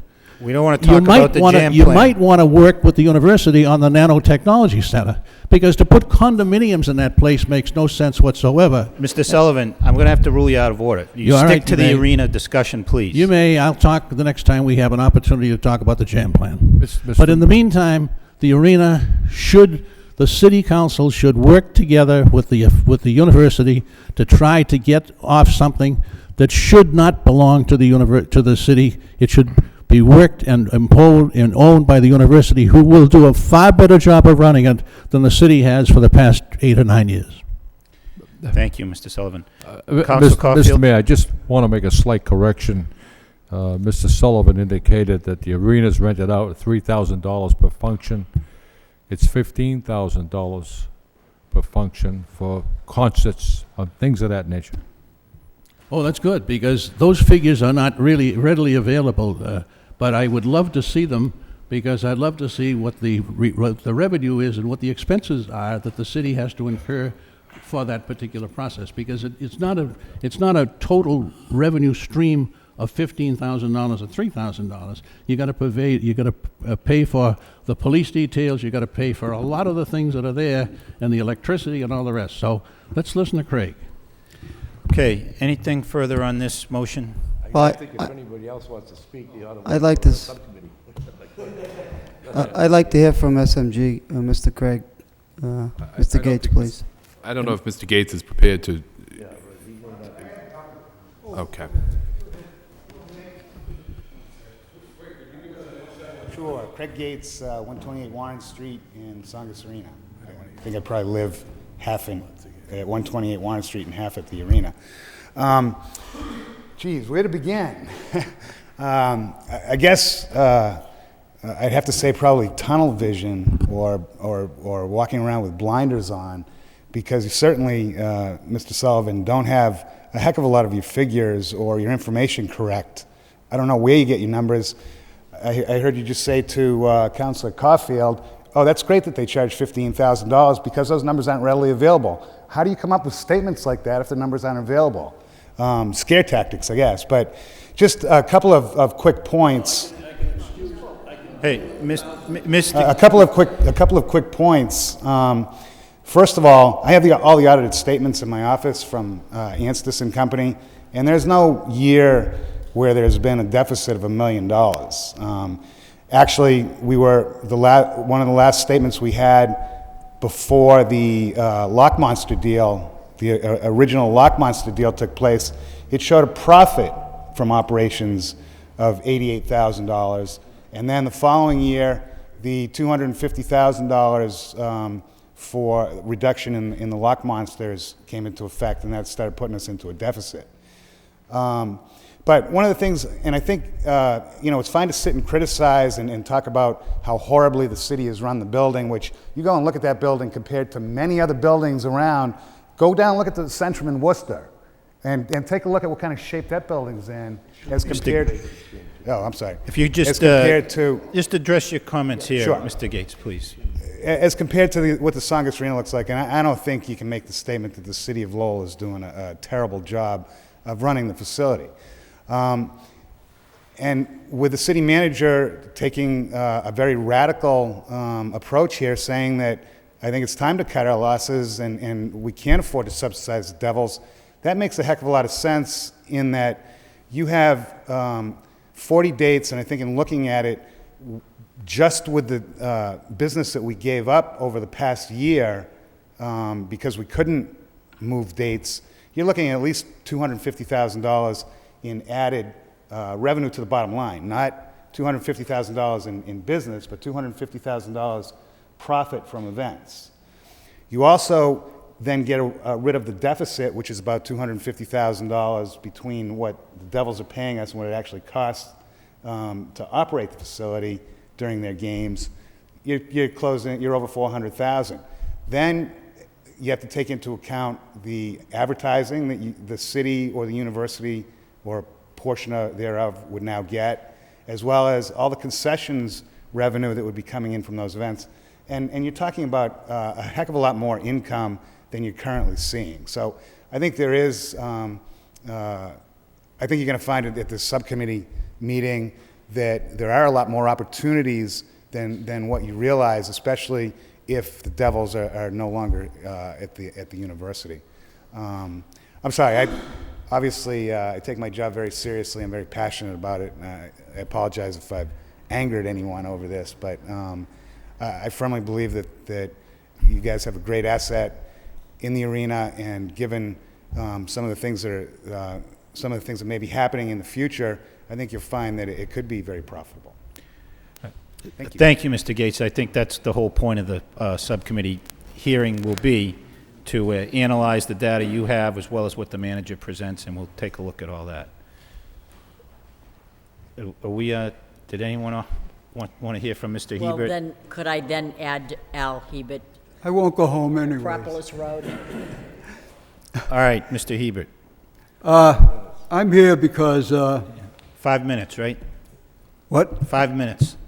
5 minutes. Oh, come on, don't limit me to 5 minutes. We're talking about losing millions of dollars a year. So you don't limit the conversation to 5 minutes. Well, everybody else That's why I never believed in the 5 minutes. Everybody else has had their say in 5 minutes. Okay. Would you allow me 5 minutes to speak on your behalf? Well, he's wasting my time. I'm sorry, Mr. Mayor. You and I served on the same conservation boards for many years, and we did an excellent job for the city of Lowell, along with a lot of young people who became councilors here. I want you to know, my first start in politics was right after World War II, when Plan E form of government was another type of government, and we defeated it. But I got defeated as well. I was serviceman, just out of service. People didn't take a liking to servicemen. None of them won. All of the general public won the seats, and we went on with our life. But I made a commitment to continue to attend these meetings year after year, to observe how our government runs our city and how they spend our money. And I think it's unfair for someone to say, take 5 minutes. Okay? It took years to build that catastrophe out there. 1995, your group was part of it. Matt Donahue and the rest of them, when they argued to put that arena there, called the Songus Arena. I love Paul. I knew Paul for years. But that doesn't make it right. We lost money year after year. Tell the people out there, yes, we did lose money every single year since it was open. And if you were a businessman, and this is the type of business you run, I'll tell you, you'd be in hawk up to your ears forever, because it's impossible. Offer the university this arena. I know that the congressman is sitting there waiting. I know he's a good friend of mine. I was born and raised in the same neighborhood as his dad and family, along the riverbanks. So they're honest people, and he'll give you an honest answer. And I would plead to him through the airwaves, buddy, if we're buddies, take this thing, convince the University of Lowell that you can find a way with them to make it work and pay for itself. And let the taxpayers of the city of Lowell no longer suffer for an annual debt that started in 1994. Long, long time. To sit here and continue to speak about the same old debt. Huh? You couldn't run your household that way, could you? Come up short $1,000, $10,000, you'd soon lose your home. So let's knock it off. Let's face the publicly honestly. I can say this to you because you can't do anything to me. I'm 80 years old. And if you hit me, I'll have you arrested Or if you touch me, I'll have you arrested because I had cardiac surgery, bypasses, and you might, cause my ending. No one's trying to do anything to you. Hey, listen, you and I sat in the same boardrooms and talked about things like this. We want to hear from you. Cleaning up rivers and brooks, and that's what we did. And I was very proud to serve with you, and Matt Donohue and a whole bunch of Irishmen up there. I was proud to serve with you, too. I just want to tell you this. Give it up. Give it up for the sakes of the taxpayers. Not yourself. You guys all earned enough money to feel comfortably and sit back and say, I can make it. Yeah, well, let me tell you. Let me tell you. Give the people a chance. Give them back. Take the arena and use it for something else. Thank you very much. Thank you, Mr. Hebert. And you kept that to under 5 minutes, by the way. And we were proud to hear from you anytime. One thing on the expenditures, the bond issue that you Mr. issued Sullivan, on September the 5th. we've heard from you. I you have show been up here corrected saying meeting it's never after lost meeting. You $1 know the million rules. You have to register to speak. You don't do that. Now you're coming up here again. We've had this discussion. You're welcome at the subcommittee meeting, and we'll have it out then. The operational losses in the budget in the bond issue for September the 15th of last year showed the enterprise account losing $1,250,000, no matter what the man from the company says. You're out of order. Motion to adjourn. We have another agenda item here. Yes. We did. All those in favor of the motion say aye. Aye. Any opposed? The motion is approved. We have one last item from Councilor Elliott. The City Council requests the City Manager report on the progress of local vendor purchasing. Second. The motion does, you're right, it does speak for itself. Mr. Manager, I know we have a new procurement person, but I still get concerns from local vendors wondering if there is something that we can do to increase or to use local vendors more. Yeah, Council, I think I've provided you on a couple of occasions now a response to some of the motions. The new purchasing agent came on. He's actually sitting here tonight at the back, Mr. Michael Vaughn. I'm not quite sure why he came to the meeting tonight, but glad he did. Can we suspend the rules again? No, I'm just kidding. He is. This is an issue that he and I have talked about, and it is something he's been on now for 2 weeks, a week. Okay. And but we have a number of issues, and that's something that we are working on. Thank you. I know 2 weeks is not a long time, but we've been waiting for you to come on. So, thank you. That's all I need to know. I know that we did receive a couple of reports. I know there's some issues, but we still have some local businesses that are struggling and looking for a little reprieve and help if we can. Thank you, Mr. Manager. Thank you, Mayor. All those in favor of the motion say aye. Any opposed? The motion is approved. Mr. Mayor, I filed that motion a month and a half ago, and many vendors have reported back to me the city is dealing with those vendors and their business is increasing. Okay. Motion to adjourn by Councilor Elliott, second by Councilor Armin Mercier. All those in favor say aye. Any opposed? The meeting is adjourned. Another one down.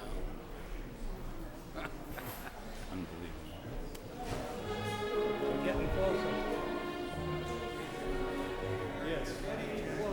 Yes, I did. Dave Lazo was looking at me.